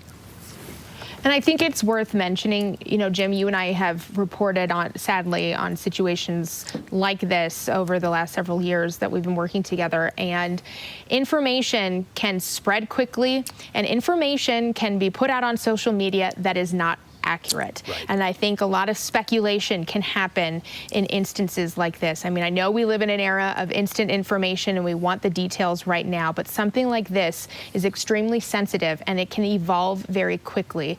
So I think it's important that we remember that this is sensitive information and we should hear it right from the mouths of police and investigators of what took place in terms of any injuries or any potential reports of fatalities.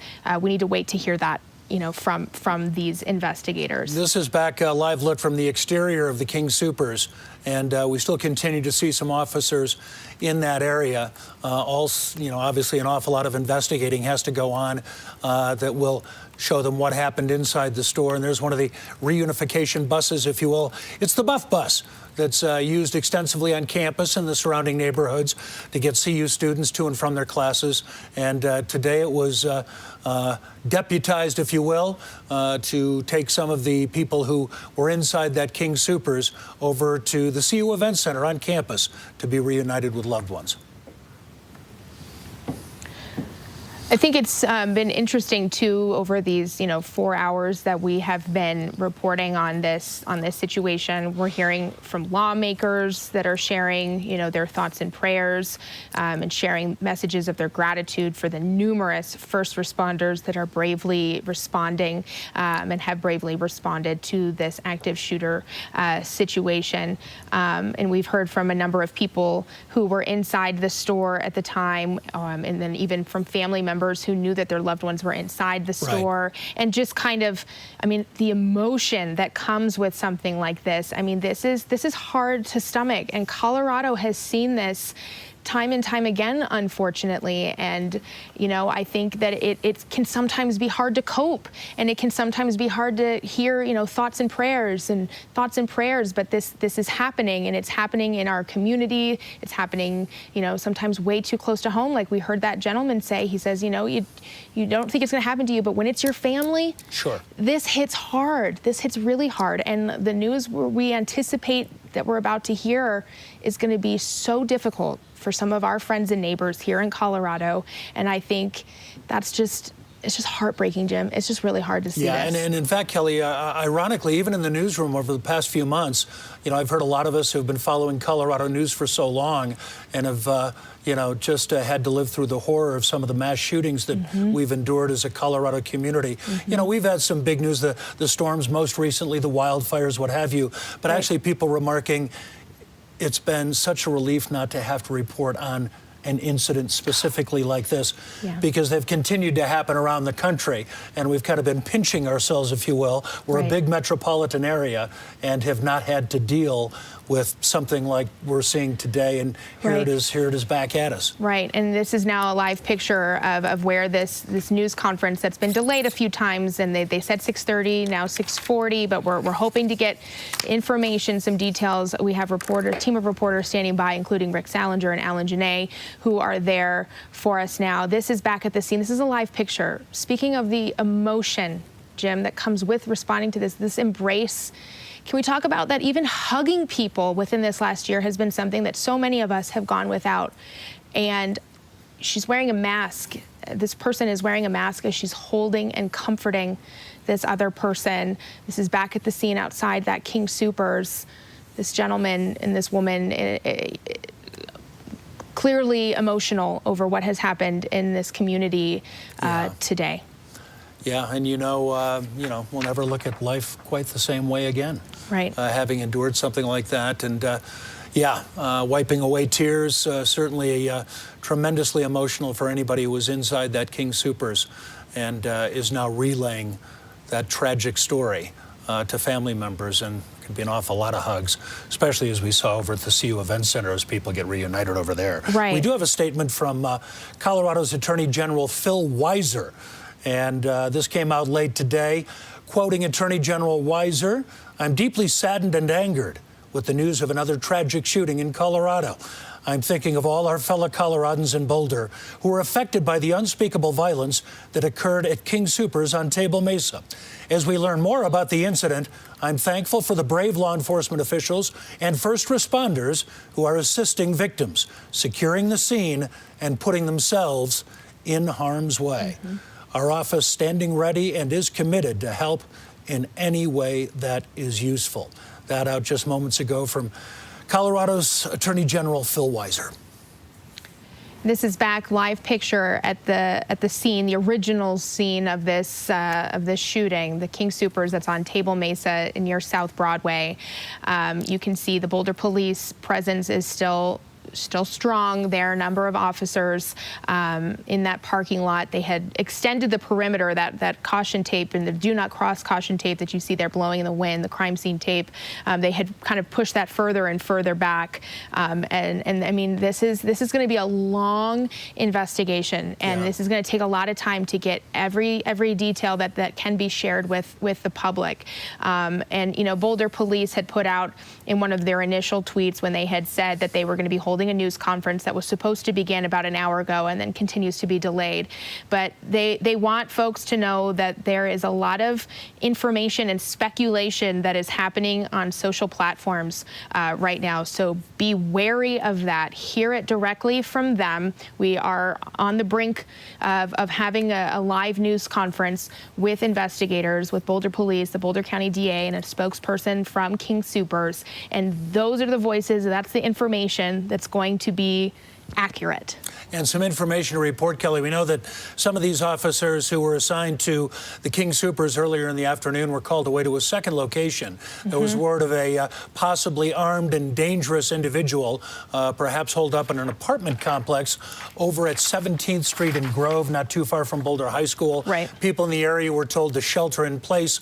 Well, the scene has been cleared, and the shelter in place order for that neighborhood in Boulder has been lifted. So no longer a police presence at that location, but as we see here, still a very heavy one at the King Soopers.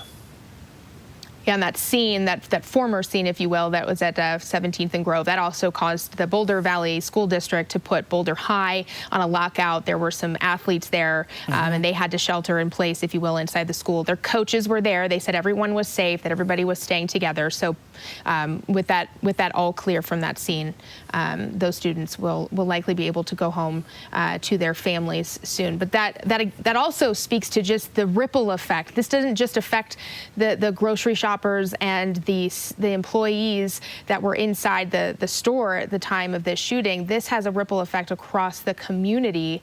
Whether or not there was a potential armed and dangerous person in that apartment complex area. I mean, every person in Boulder is feeling this right now, feeling the impacts of this. We as Coloradans are sharing in this moment of grief and sadness and fear and anticipation as we're waiting for more confirmed details of what exactly happened in that King Soopers in Boulder earlier today.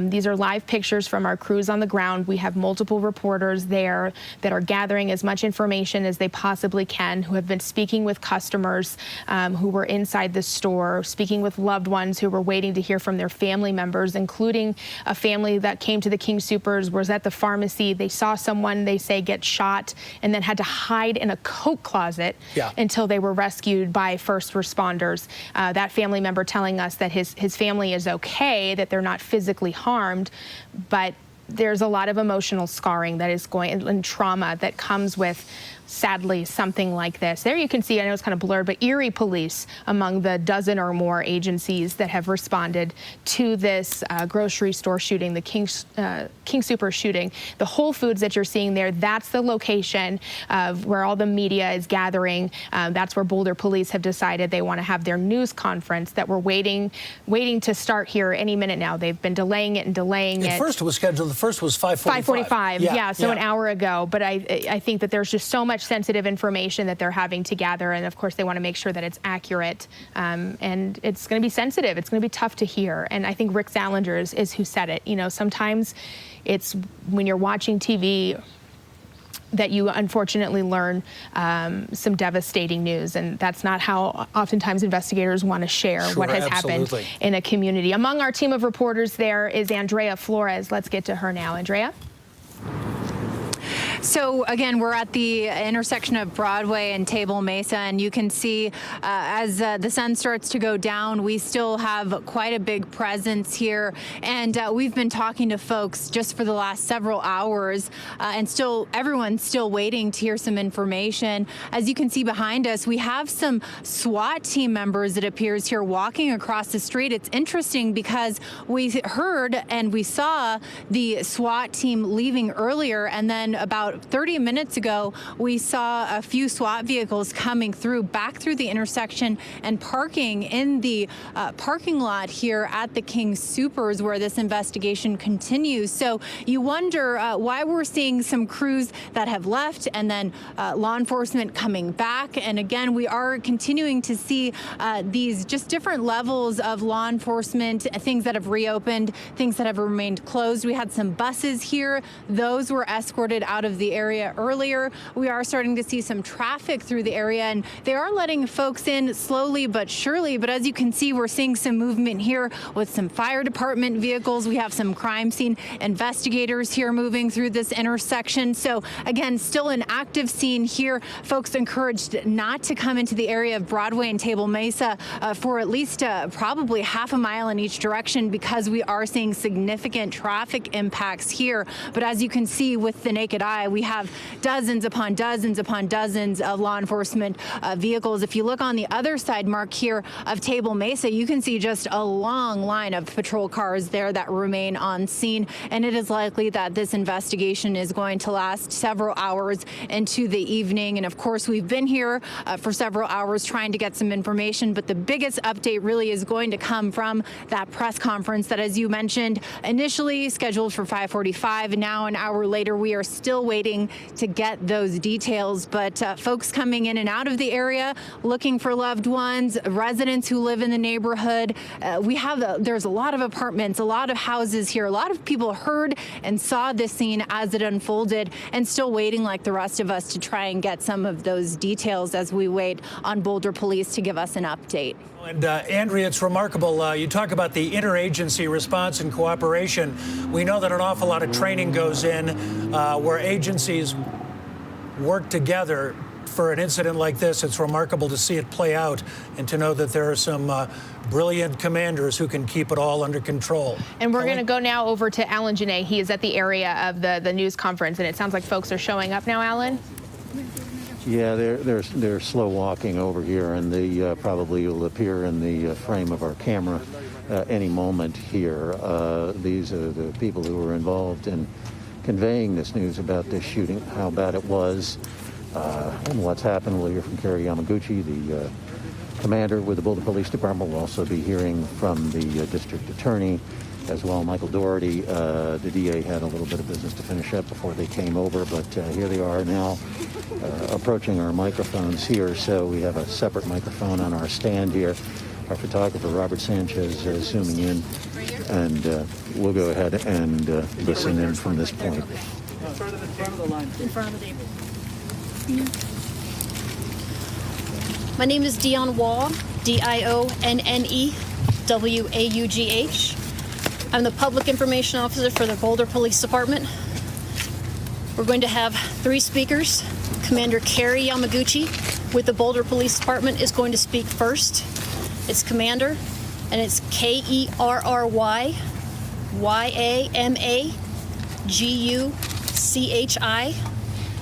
And then we're going to have District Attorney Michael Doherty, MICHAEL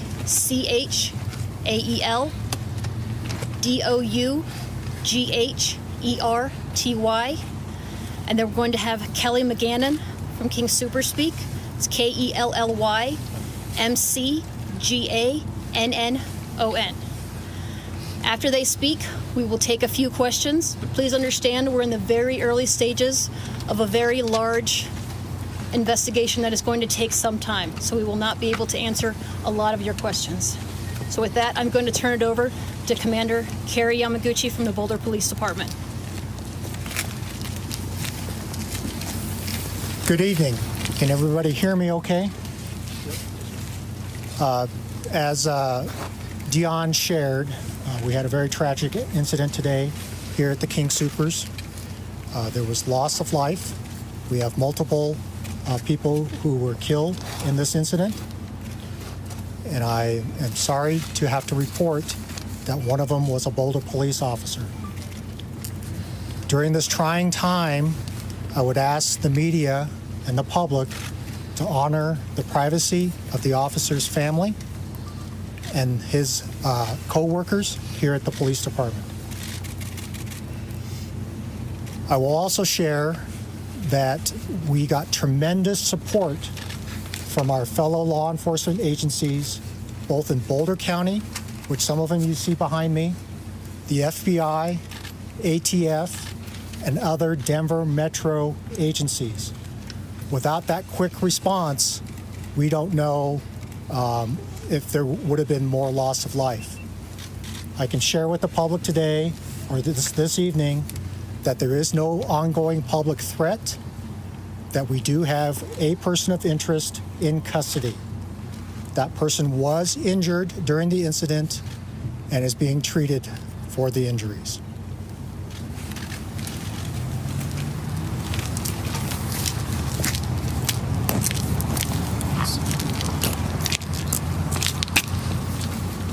Good evening. My name is Michael Doherty. I'm the District Attorney for Boulder County.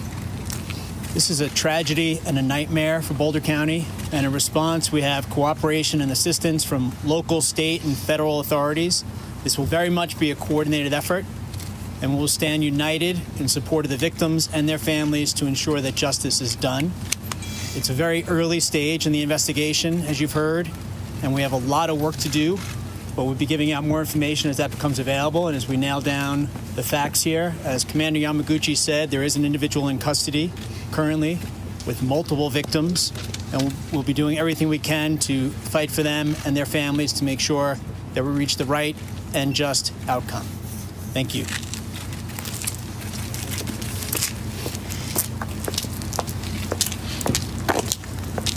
Good evening. I'm Kelly McGannon, spokesperson for King Soopers. Our hearts are broken over this senseless act of violence. The entire King Soopers family offers our thoughts, prayers, and support to our associates, our customers, and first responders who so bravely responded to these acts of violence. We are working in full cooperation with local law enforcement and will be deferring all questions to them for the integrity of the investigation. Thank you. Take a few questions. Commander, can you tell us what happened? So, as has already been mentioned, we're very early in the investigation. As Dion shared, that we responded here, officers were here within minutes of the initial 911 calls and entered the building very quickly. Do you know any possible motive for this? Very early in the investigation, we don't have any details that I can share at this point.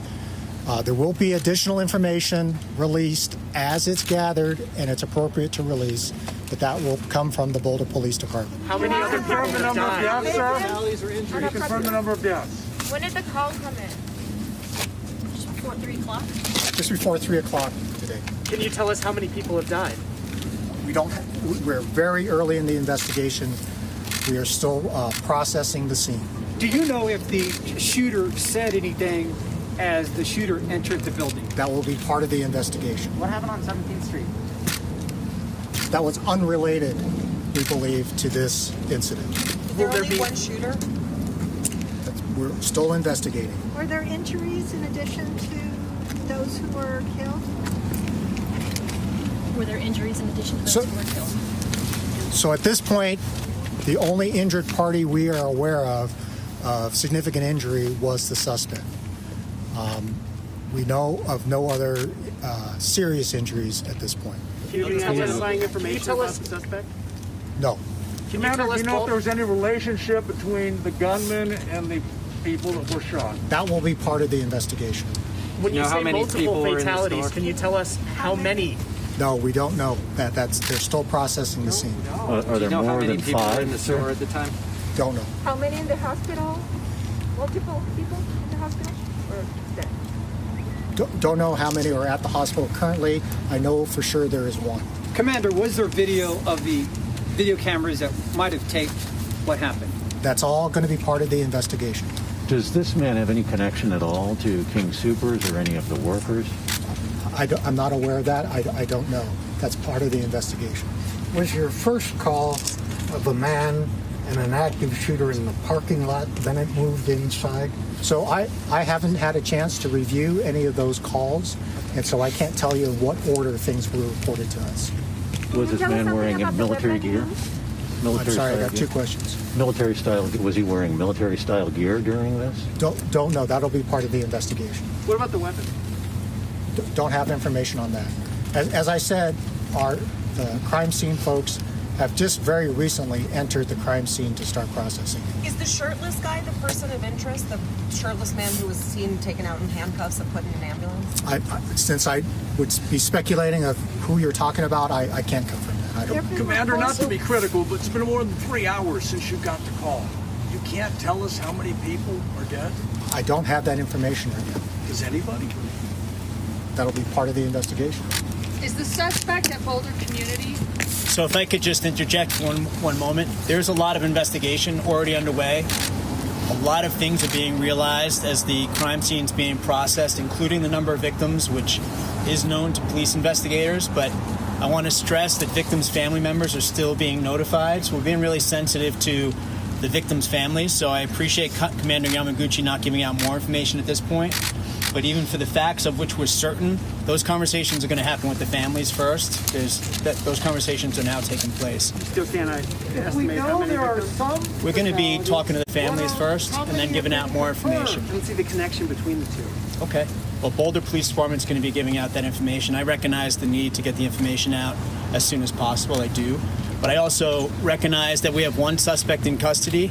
We're going to ensure that justice is done. And to do that, we're going to make sure we have the facts certain and understood before we start sharing them with the media and the public. That's going to happen. That's going to happen in the next couple hours. Can you tell us if he shared the motive with you? You don't have to share the motive, but has he presented why he did what he did? I do not have any information as to the motive at this point. It's really early in the investigation. Can you release his identification? I cannot do that at this point, but I can promise you the Boulder Police Department is going to be releasing more information in the next few hours. How are families who might have been impacted by this maybe looking for loved ones being notified that their family members are okay? Can you tell us that? So the CU Police Department is helping with family members that may have questions about loved ones, and Chief Joe Kirsten will be able to provide more information for family members to contact the CU Police Department for information.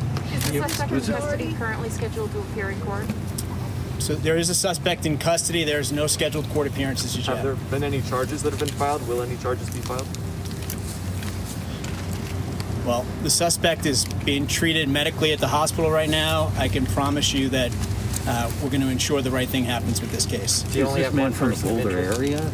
It's all I have at this point, but I appreciate you being here, and we'll be giving out more information. The Boulder Police Department will be in charge of giving out more information. I'm going to ask Chief Joe Kirst, if she will, just to let family members know where they could go for or call in for notifications on possible victims. If people were in the parking lot or saw something, who should they call to give that statement? Thank you for that question. If there are witnesses out there who have information, and there were many witnesses to this who are cooperating with the investigation already, but if there are additional witnesses, they should contact the Boulder Police Department.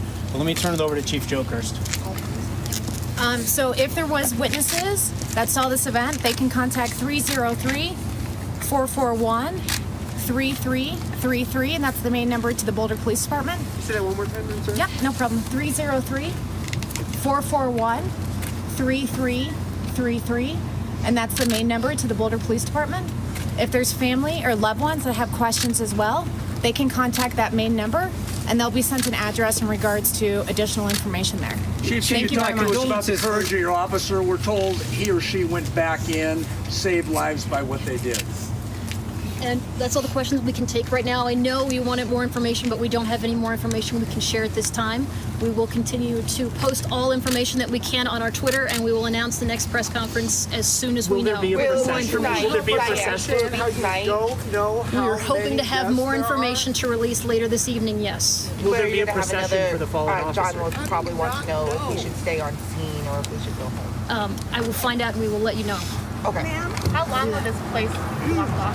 This area, we will continue to ask everybody to avoid the area. This is going to be blocked off for quite some time. So please continue to tell individuals to avoid this area. Ma'am, some news media has already reported there were 6 victims. Can you correct that or confirm that? Because it's already out there. Yeah, it is. There's a lot of, and we will have this. We will have more information to release soon. So thank you for your patience. There will be more information released tonight. Yes, there will.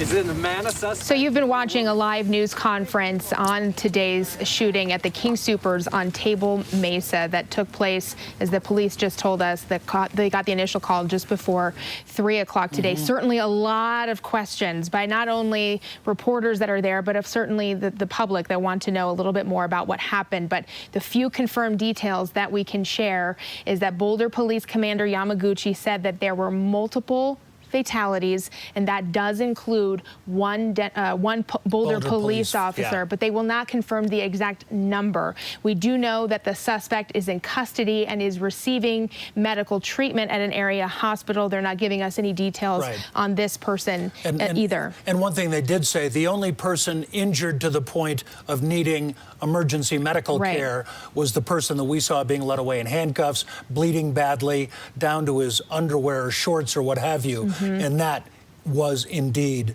the suspect. But he also said, we don't think that there is any further danger to the community. Now, we had that second scene possibly going at 17th and Grove, and there is the suspect being led away to an ambulance. An hour or two later, we had that second scene in a different neighborhood in Boulder, and thought that it could be somebody armed and dangerous tied to the King Soopers investigation. That scene has been cleared, and we are told, indeed, the only suspect in this case is the person we saw being led away in handcuffs. But we also, there were questions asked, was there more than one shooter? And the police said, we will make that part of our investigation. This is an ongoing investigation. They say that they're early. This is going to take some time, but that information will be coming to us in the evening and soon, according to that public information officer with the Boulder Police Department. So, of course, Jim, there's a lot of information to gather, and this information is going to continue to evolve, not only this evening, but well into tomorrow and for several days to come. We will have complete coverage on CBS 4 News at 10, of course, so make sure that you stick around for that. But right now, we do have one of our incredible reporters who was there first on the scene. Connor McHugh, you are still at that King Soopers right now. Yeah, Kelly, the line of police cars and vehicles from all across the metro area now spans several blocks here outside of the King Soopers off Table Mesa Drive in South Boulder. Officers are still spanning the area. They are combing the scene and really getting just to the beginning of what is going to be a long, very lengthy, very in-depth investigation into what happened here.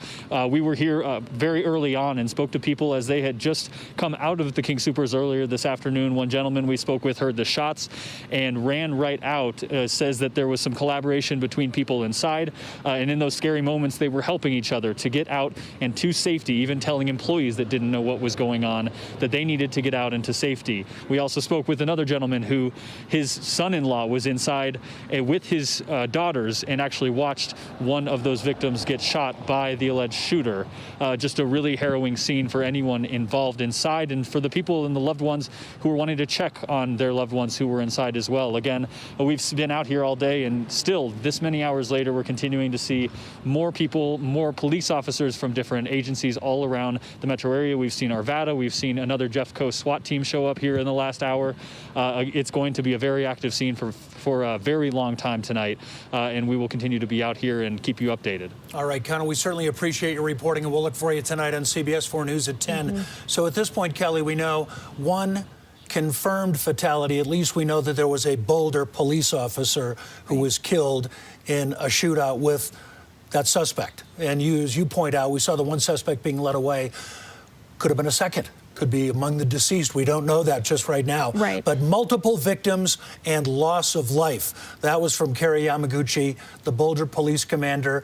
And they said out of sensitivity to the families, we can't give a number on the number of those deceased. We want to make sure we talk to all the families of those people before we come out with that information. But they did say and reiterated, we will have more information throughout this evening, so we expect to learn more. Right, and you know, we live in an era of instant information. We want answers right now, and social media certainly plays into that. That's why, you know, of course, why Boulder police say that they will be putting new information out on their social platforms. But a lot of misinformation can happen there too, and some are reporting certain numbers of people who have passed away, who were killed in today's shooting, and Boulder police really reiterating that they will share the information, and and they'll be doing so on their social media. But it's really hard to hear. Of course, it's respectable that it should be family and first of kin to know first. But when we have seen something like this happen time and time again, and when we live in a time where information, you know, is always at like our fingertips, it's hard to not have those answers right now. But we're going to continue to gather all that information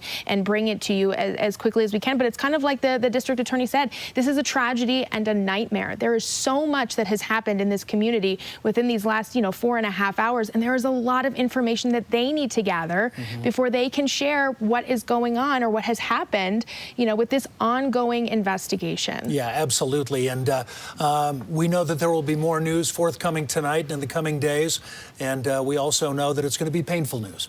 And so anyway, continuing over on CBS 4 right now, as you know, March Madness, a lot of great college basketball coming your way.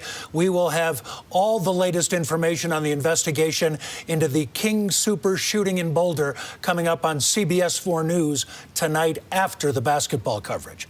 And we hope you'll join us because we have a team of reporters that is going to be working hard through this evening, gathering every bit of information from witness accounts to the latest information that investigators can give us. And then, of course, the response from not only across the state, but across the country. This is making international news. We're seeing lawmakers, I know even Mayor Hancock here in Denver, all sharing their condolences. Joe Biden, President Biden was informed of what was going on. Yep, he is being briefed. And so we know that this is gaining a lot of attention. So we will be covering this from all angles throughout the evening. Yeah. Also, always get breaking information at CBSN. Go to the ends of the earth. Right now. We got something crazy. Boom. And reach for the stars. Here we are. Time. Yes, it's my comeback. Hey, this is pretty fun. But wait, there's more. Experience thought-provoking. I'm open to the idea of being a human being. Innovative and truly original reporting. Look through a telescope and go, wow. Because there's always something new under the sun on CBS Sunday morning. COVID has taken the lives of tens of thousands of Americans. Rural areas like this here on Navajo Nation are especially hit hard. 15 to 30% of our Navajo citizens don't have running water. In any indigenous reservation, there is a shortage of physicians. Native Americans are amongst the most vulnerable and hardest hit by COVID. Yeah, the more we lose our elders to COVID-19, the more we lose our language and our way of life. We need to bring awareness to the attention of Washington, D.C. and United States citizens that there is a need to focus on the first citizens of this country.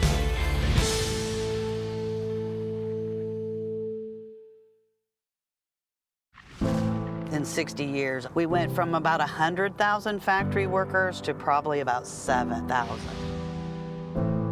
Off in the distance, you can see some factories that are still humming, but most of them are just kind of abandoned. The restaurant industry right now is one of the largest and fastest growing industries in America. And yet it continues to be the absolute lowest paying employer in the United States. Barely anybody's making enough to live. You're donating plasma to get by. It's literally a slave wage. I don't remember growing up like this. My mom didn't have to go to food banks. It's pretty sad. Even really young kids are feeling what's going on right now. How should parents be talking to them about this whole question of racial justice? How do we embrace this moment and turn it into real change? What we really must focus on is moving from protesting to policy. Join Gail, Anthony, and Tony on CBS This Morning. CBSN Los Angeles. Get local news, breaking news, anytime, anywhere. It's easy to find us, and it's free. Download the CBS News app on your favorite devices. CBSN Los Angeles, streaming 24/7. You can watch CBSN 24/7. We've got an amazing story to share with you. I understand you have some breaking news. How does it all play out? It's quite an adventure here at CBSN. It's been a day.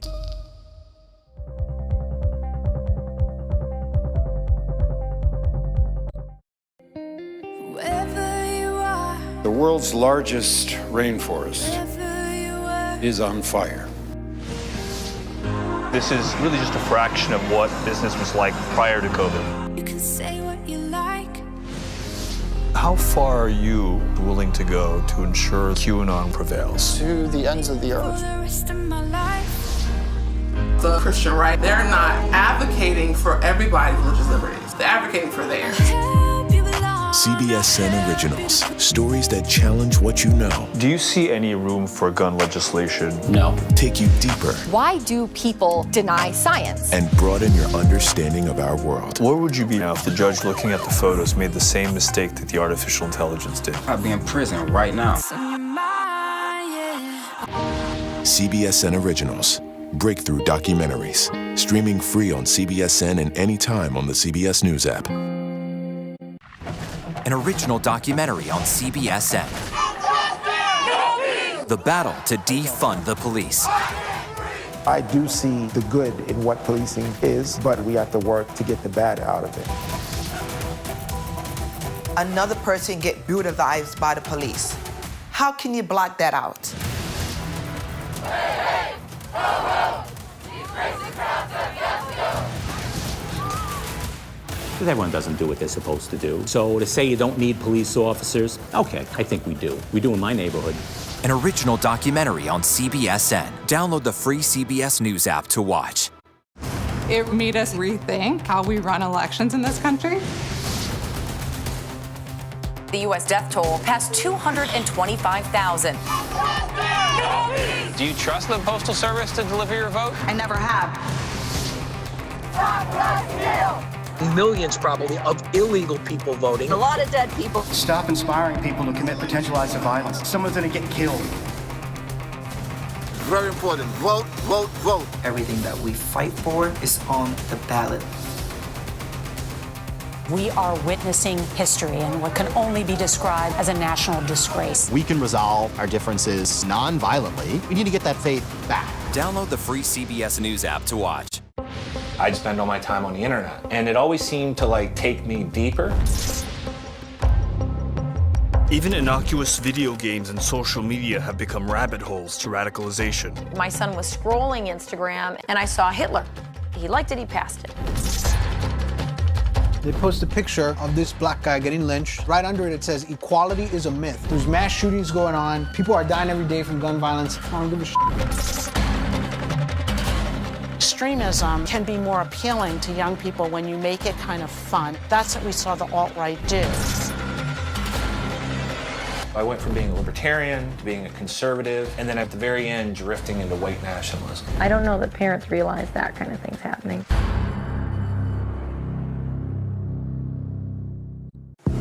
They're trying to steal the election from us. Shutting down churches, businesses with no real scientific evidence.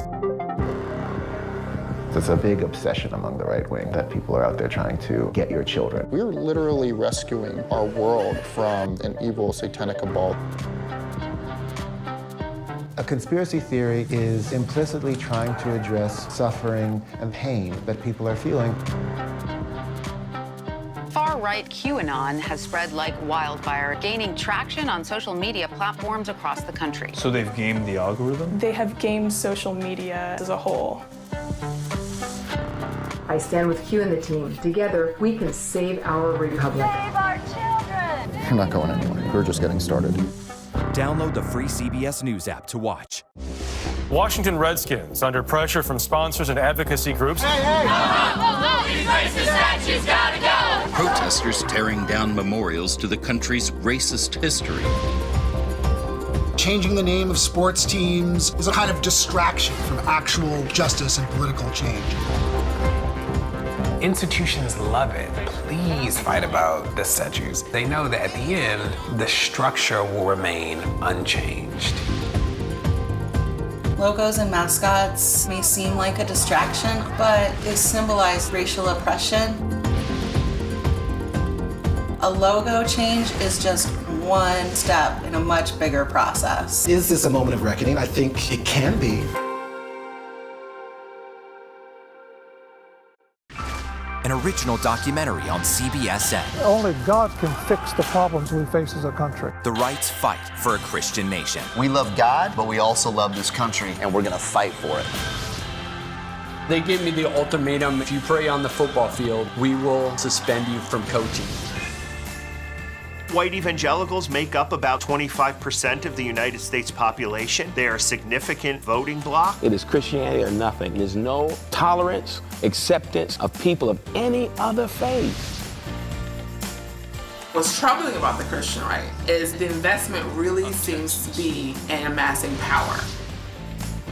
How about Christians in office? Christian laws and Christian ways. An original documentary on CBSN. Download the free CBS News app to watch. But thankfully, The area around the U.S. Capitol is slowly getting closer to normal. Security fencing that's been in place since the January 6th attack is beginning to come down.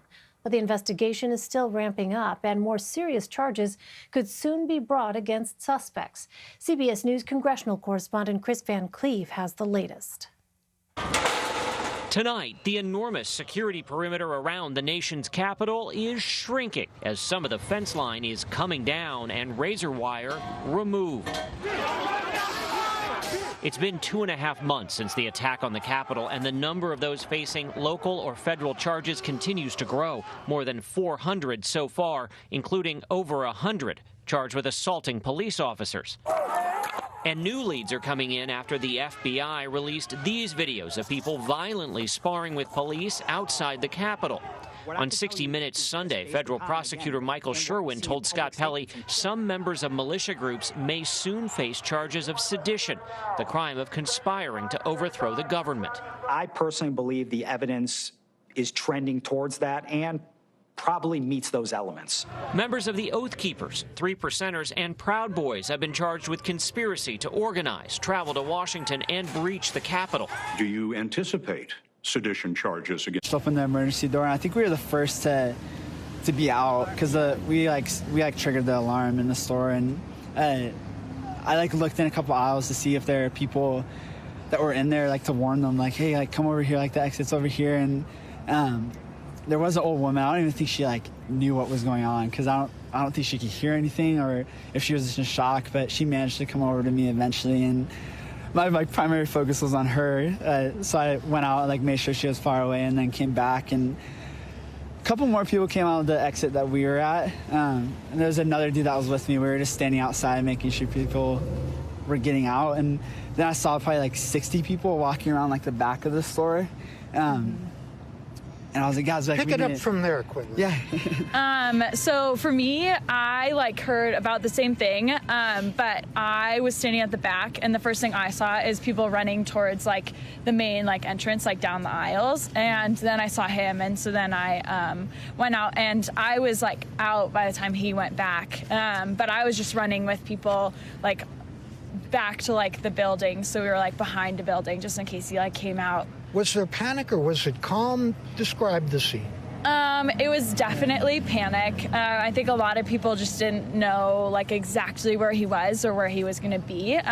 For me and him, we were pretty calm, just because we know where we're going and we know Jesus, and so I think a lot of people though were really panicked and didn't know exactly if we should just get out of the store and then stand there, or if to move and get somewhere else. So did you hear more bullets after that being fired? So after being in the store, I think I just went into we need to get people out. So I didn't hear anything. Yeah, I didn't hear anything once I left the store. What went through your mind?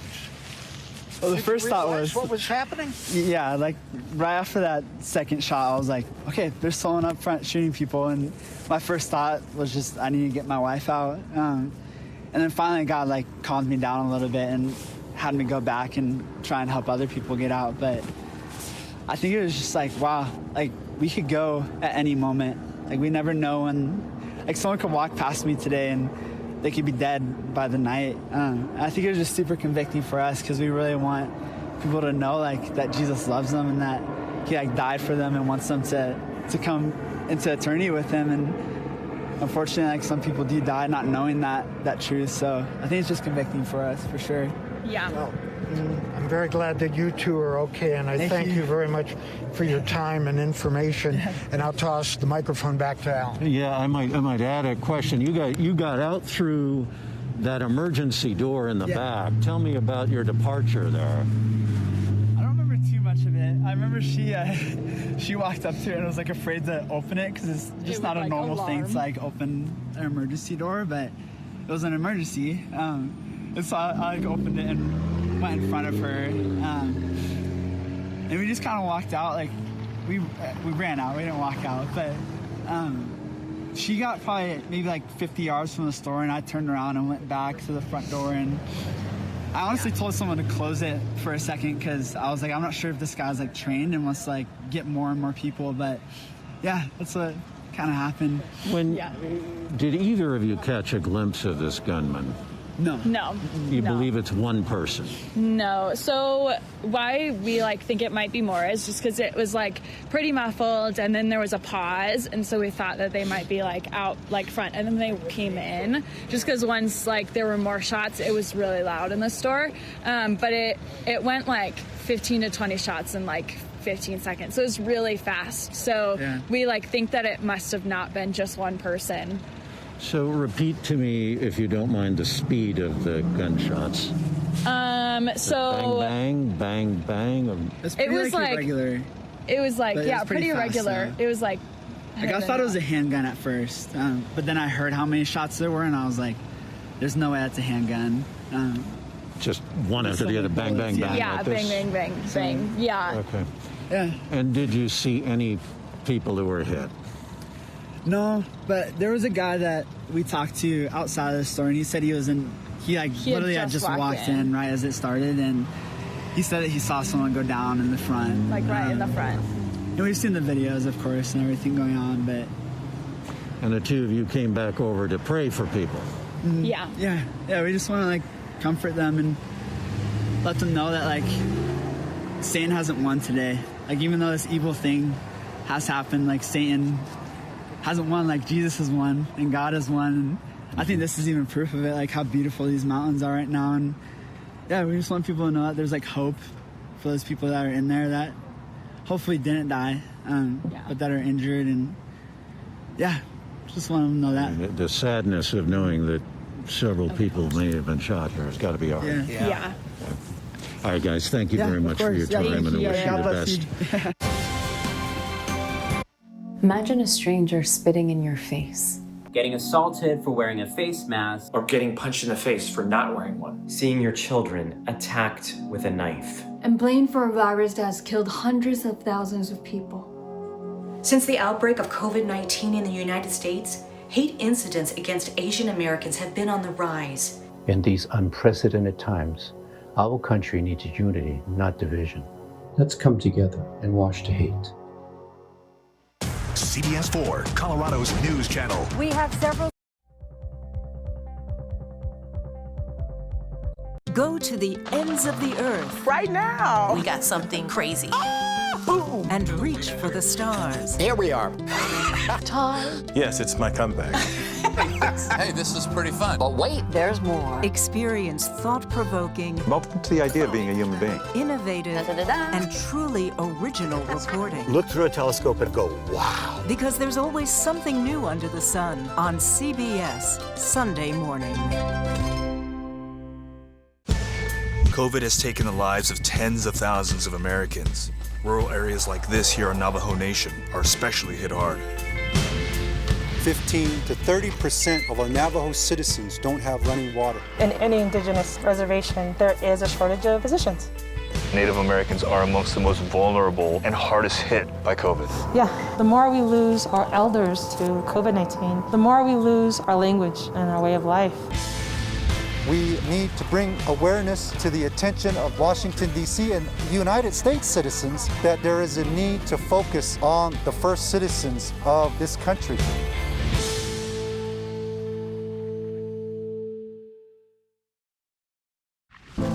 In 60 years, we went from about 100,000 factory workers to probably about 7,000. Off in the distance, you can see some factories that are still humming, but most of them are just kind of abandoned.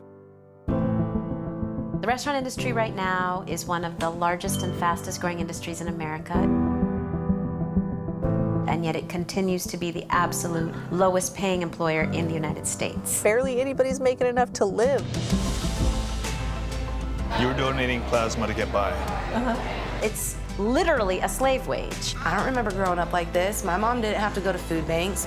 It's pretty sad. Even really young kids are feeling what's going on right now. How should parents be talking to them about this whole question of racial justice? How do we embrace this moment and turn it into real change? What we really must focus on is moving from protesting to policy. Join Gail, Anthony, and Tony on CBS This Morning. CBSN Los Angeles. Get local news, breaking news, anytime, anywhere. It's easy to find us, and it's free. Download the CBS News app on your favorite devices. CBSN Los Angeles, streaming 24/7. You can watch CBSN 24/7. We've got an amazing story to share with you. I understand you have some breaking news. How does it all play out? It's quite an adventure here at CBSN. It's been a day.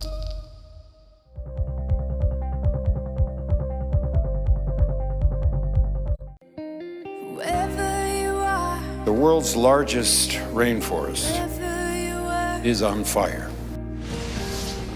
This is really just a fraction of what business was like prior to COVID. You can say what you like. How far are you willing to go to ensure QAnon prevails? To the ends of the earth. For the rest of my life. The Christian right, they're not advocating for everybody's religious liberties. They're advocating for theirs. CBSN Originals. Stories that challenge what you know. Do you see any room for gun legislation? No. Take you deeper. Why do people deny science? And broaden your understanding of our world. Where would you be now if the judge looking at the photos made the same mistake that the artificial intelligence did? I'd be in prison right now. CBSN Originals. Breakthrough documentaries. Streaming free on CBSN and anytime on the CBS News app. His co-workers here at the police department.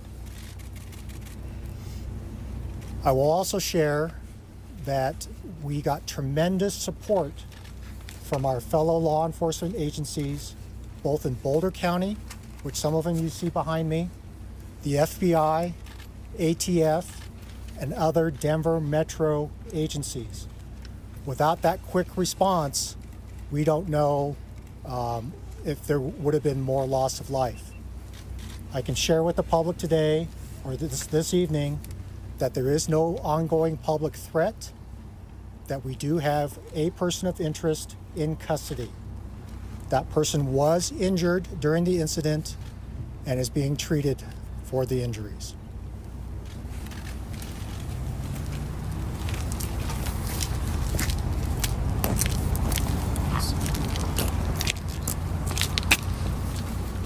Good evening. My name is Michael Doherty. I'm the District Attorney for Boulder County.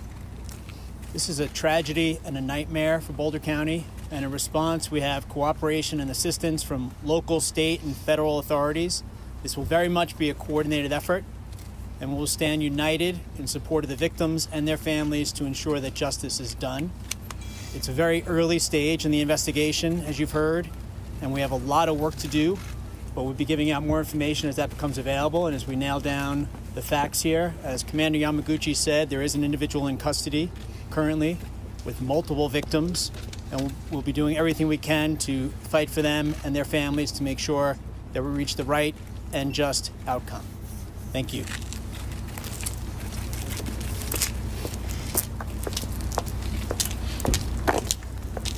Good evening, I'm Kelly McGannon, spokesperson for King Soopers. Our hearts are broken over this senseless act of violence.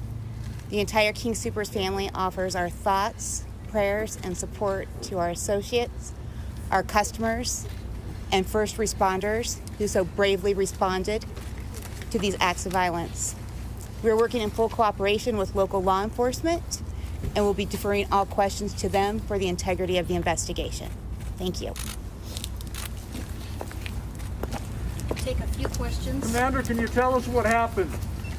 So, as has already been mentioned, we're very early in the investigation. As Dion shared, that we responded here, officers were here within minutes of the initial 911 calls and entered the building very quickly.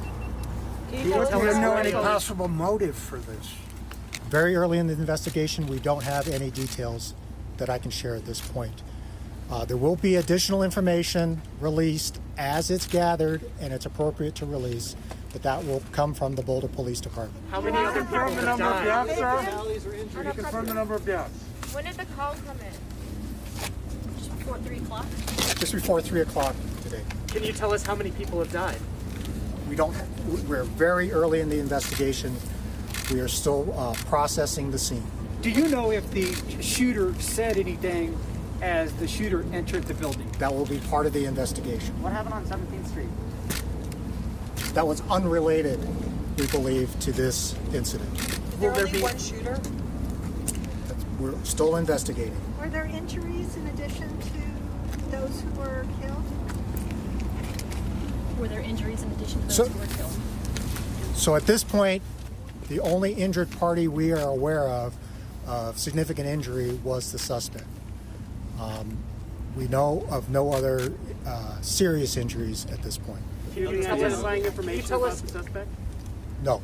Commander, do you know if there was any relationship between the gunman and the people that were shot? That will be part of the investigation. When you say multiple fatalities, can you tell us how many? No, we don't know. They're still processing the scene. Do you know how many people were in the store at the time? Don't know. How many in the hospital? Multiple people in the hospital? Or dead? Don't know how many are at the hospital currently. I know for sure there is one. Commander, was there video of the video cameras that might have taped what happened? That's all going to be part of the investigation. Does this man have any connection at all to King Soopers or any of the workers? I'm not aware of that. I don't know. That's part of the investigation. Was your first call of a man and an active shooter in the parking lot, then it moved inside?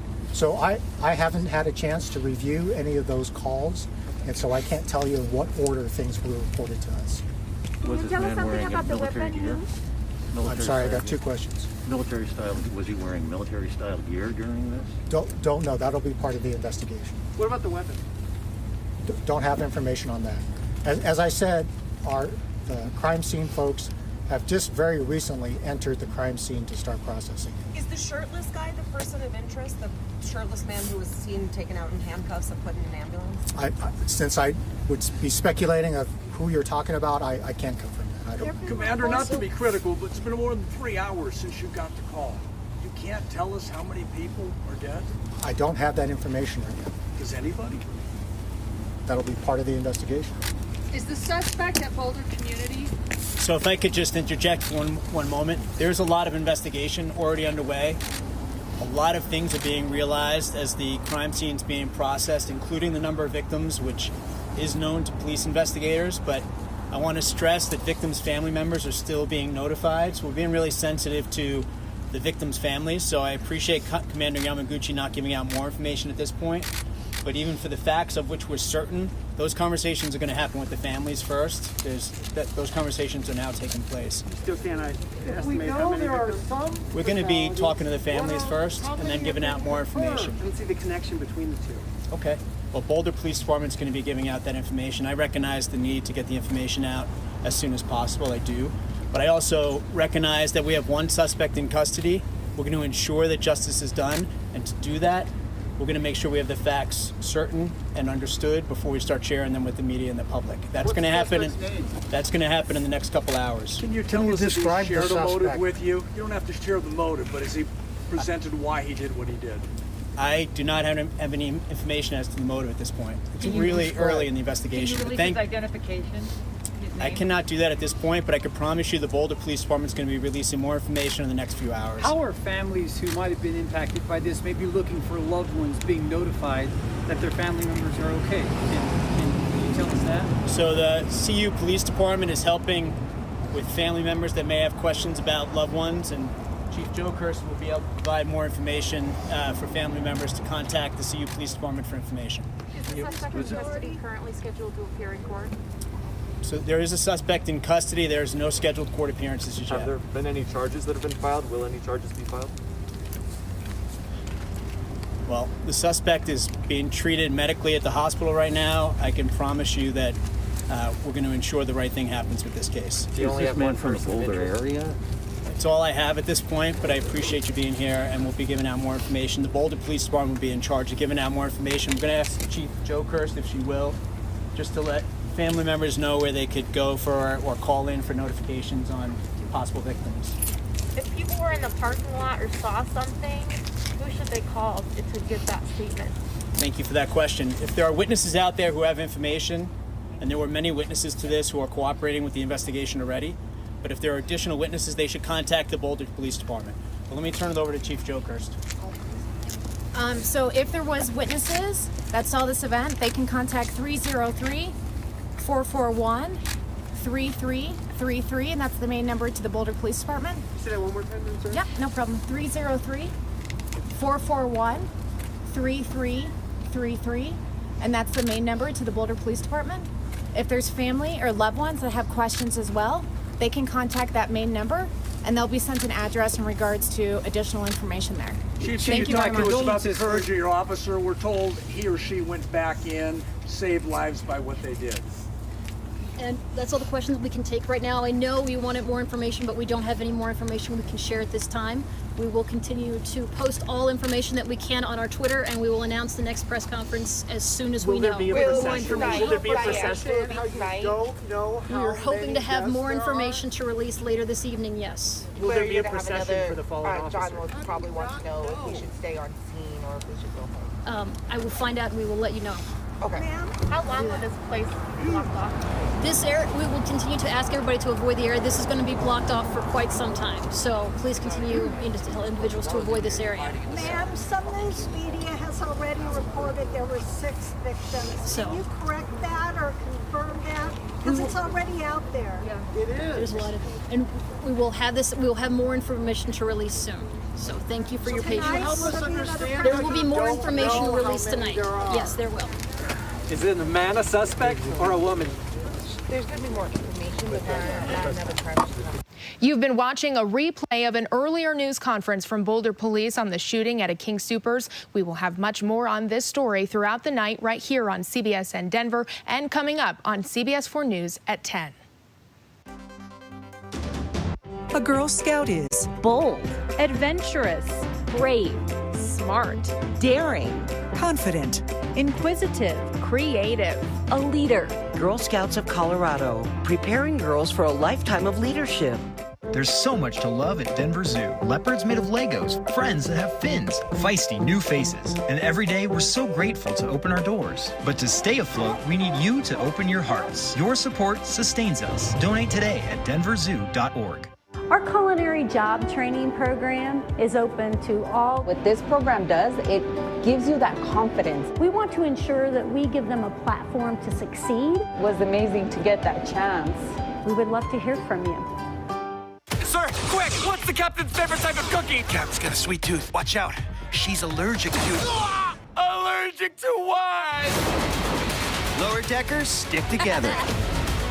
This is the best day of my life! Get us out of here! Evasive maneuvers! Voila! Hey, FYI, you're hitting on a salt vampire. Yeah, right, nice try. Boom, surprise, it's done! I have the heart, the determination, and the will to succeed. Let's go, baby! We're all forces of nature, and you combine that, it's gonna be a hurricane. Severe storms don't wait. Those big, fast changes in our Colorado weather can happen at any time. When they do, we're here. All day, every day. Tracking the weather so you're prepared for what's coming. Weather on CBSN Denver. Always covering Colorado first.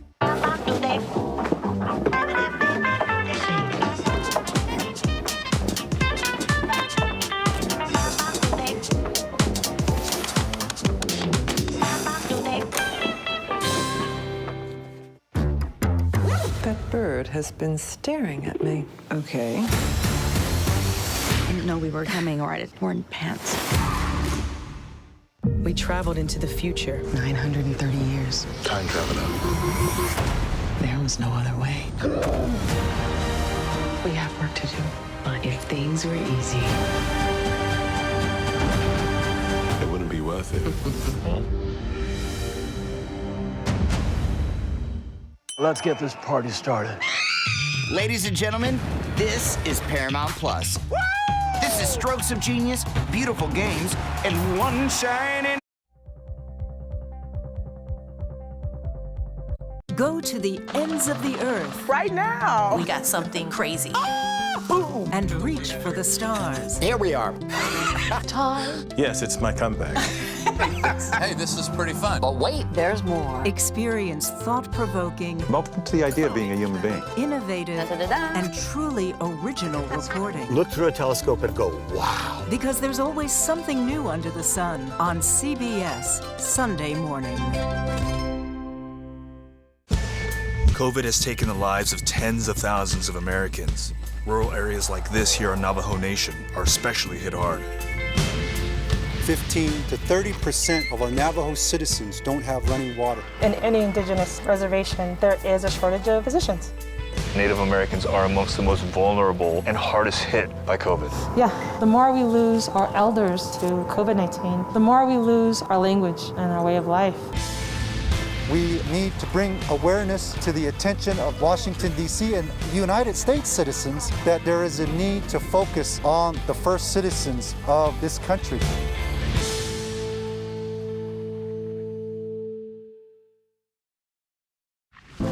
In 60 years, we went from about 100,000 factory workers to probably about 7,000. Off in the distance, you can see some factories that are still humming, but most of them are just kind of abandoned. The restaurant industry right now is one of the largest and fastest growing industries in America. And yet it continues to be the absolute lowest paying employer in the United States. Barely anybody's making enough to live. You're donating plasma to get by. It's literally a slave wage. I don't remember growing up like this. My mom didn't have to go to food banks. It's pretty sad. Even really young kids are feeling what's going on right now. How should parents be talking to them about this whole question of racial justice? How do we embrace this moment and turn it into real change? What we really must focus on is moving from protesting to policy.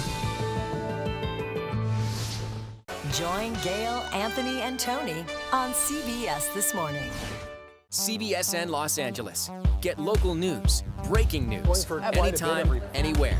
It's easy to find us, and it's free. Download the CBS News app on your favorite devices. CBSN Los Angeles, streaming 24/7. You can watch CBSN 24/7. We've got an amazing story to share with you. I understand you have some breaking news. How does it all play out? It's quite an adventure here at CBSN. It's been a day.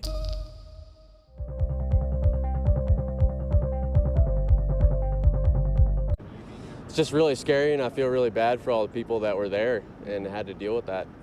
In a sense, I mean, when you think about the timing, what goes through your mind when you're thinking about that could have been you? It's really scary. Because I was about to go there, and I just don't even know what to say, because I would never think that would happen around here.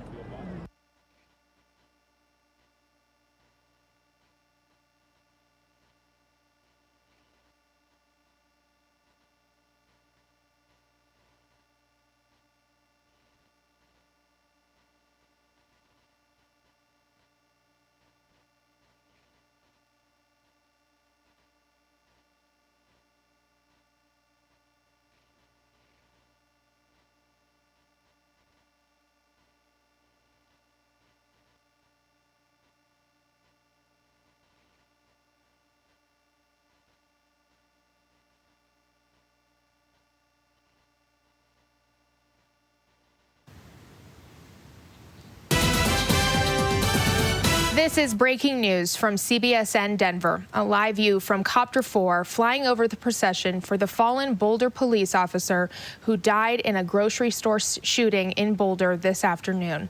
Police say multiple people died, including that police officer, and witnesses tell us the shooting appeared to happen inside as well as outside the King Soopers located on Table Mesa. This police procession follows an ambulance from the King Soopers parking lot, and you can see from this live view from Copter 4 the number of officers from around the region who are taking part in this procession, taking that fallen Boulder police officer's body away from the scene where he gave the ultimate sacrifice earlier today. Boulder Police Commander Kerry Yamaguchi did not release the exact number killed, nor did he release the name, respectfully so, of the fallen officer, but certainly a difficult day, yet another difficult night for Colorado law enforcement, as we lose one of our own officers from Boulder in a very tragic and deadly shooting inside a grocery store late this afternoon in Boulder. Let's just take a moment and watch this procession.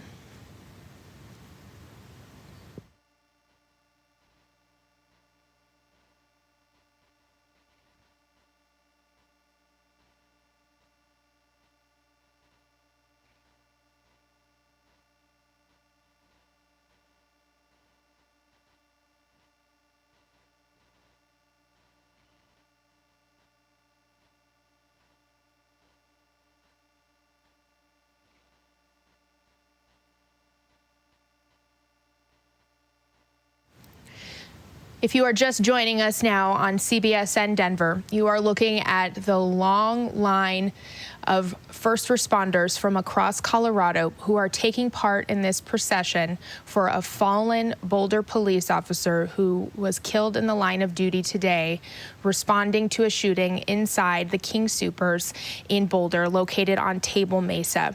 Agencies from Denver Fire, Platte Fire, Fort Collins Police, multiple agencies across the state of Colorado are expressing their condolences to the family of this fallen officer, as well as, of course, his brothers and sisters in blue with the Boulder Police Department after this senseless killing, they say, that took place this afternoon in Boulder.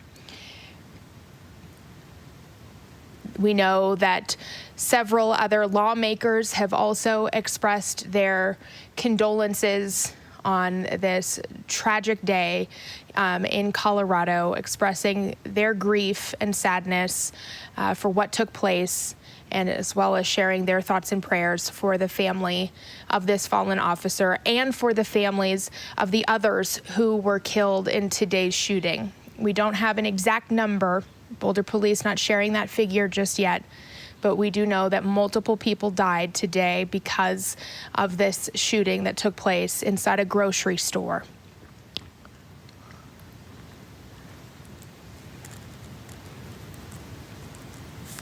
Okay, so what you're looking at is the lead ambulance. We know that this procession is going northbound right now. They're in the area of northbound on Table Mesa, heading towards Arapahoe. Certainly a sight that we have seen far too many times, not only here in Colorado, but across the country.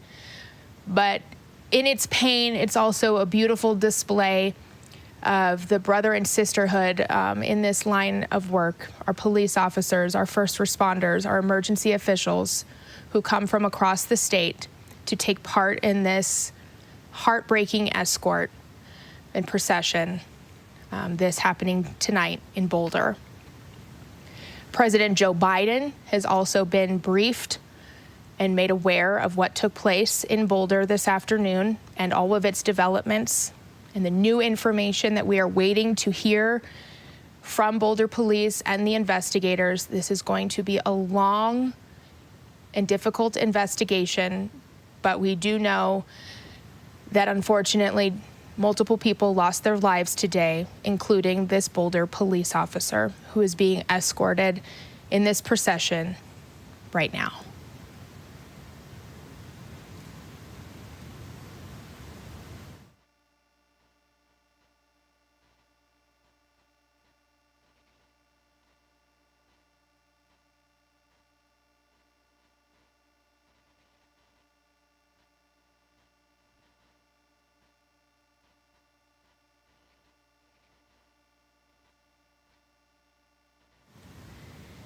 This is the police procession for the fallen Boulder police officer who lost his life, gave the ultimate sacrifice today responding to an active shooter inside of a King Soopers in Boulder. You can see the police and fire and other emergency vehicles with this live view from Copter 4, that how this long procession just stretches as they move towards Arapahoe as they head northbound on Table Mesa. Many of the agencies likely taking part in this procession were among the dozen or more different agencies from around the region who helped Boulder police respond to this very tragic day in Boulder. We know that police officers and deputies, SWAT teams helped in their response to that active shooting that happened at the King Soopers just around 3 o'clock this afternoon. Now, their brothers and sisters in blue are escorting this fallen officer away from the King Soopers so that they may begin the work that it will take to send him and take him to his final resting place. Over the next several hours and days and weeks, we'll begin to learn more about this officer as well as the others who lost their lives today. But I think that this is also a moment of reflection for not only those taking part in this procession, but for all of us here in Colorado, as we share in this grief and in this sadness, but also in gratitude for these brave men and women who put their lives on the line for all of us.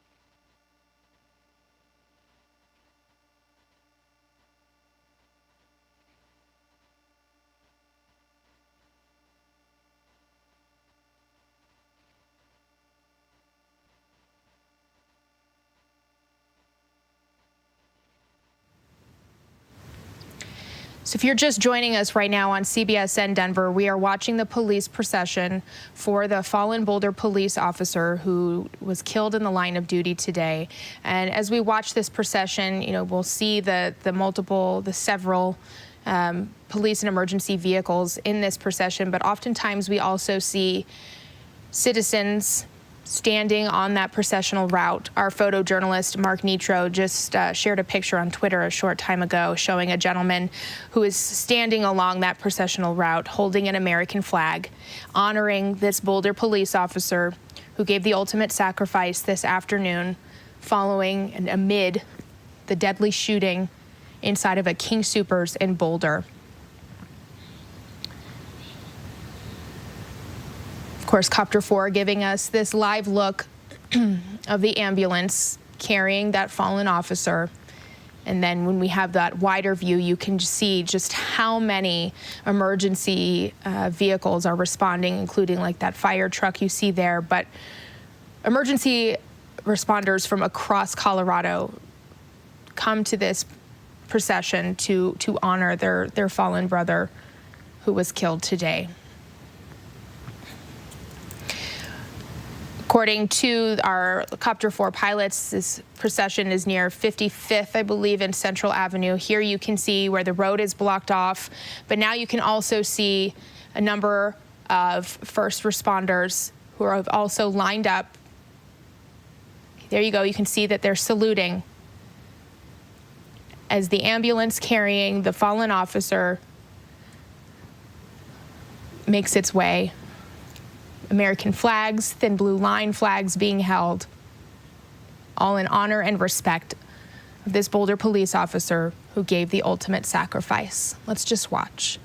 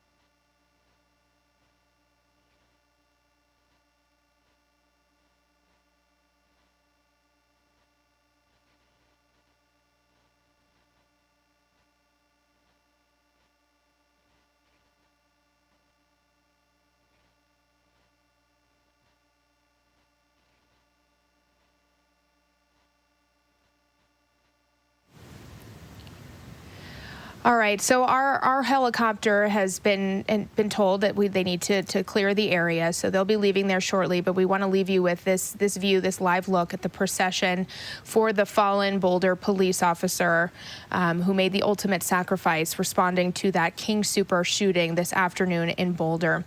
We have a team of reporters who are following this developing story well into this evening, including Rick Salinger, who is on the ground, who says that this long line of police and fire vehicles has created a very somber mood in the region tonight and really across the state as we all mourn the loss not only of this Boulder police officer but of the others who died today in that grocery store shooting.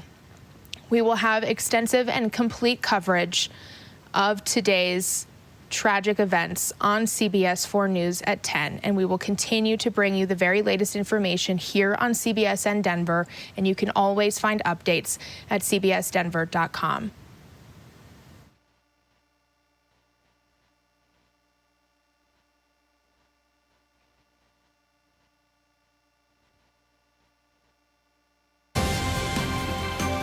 You have to be 100% all the time because that's going to cost you your life. Go to the ends of the earth. Right now. We got something crazy. And reach for the stars. Here we are. Yes, it's my comeback. Hey, this is pretty fun. But wait, there's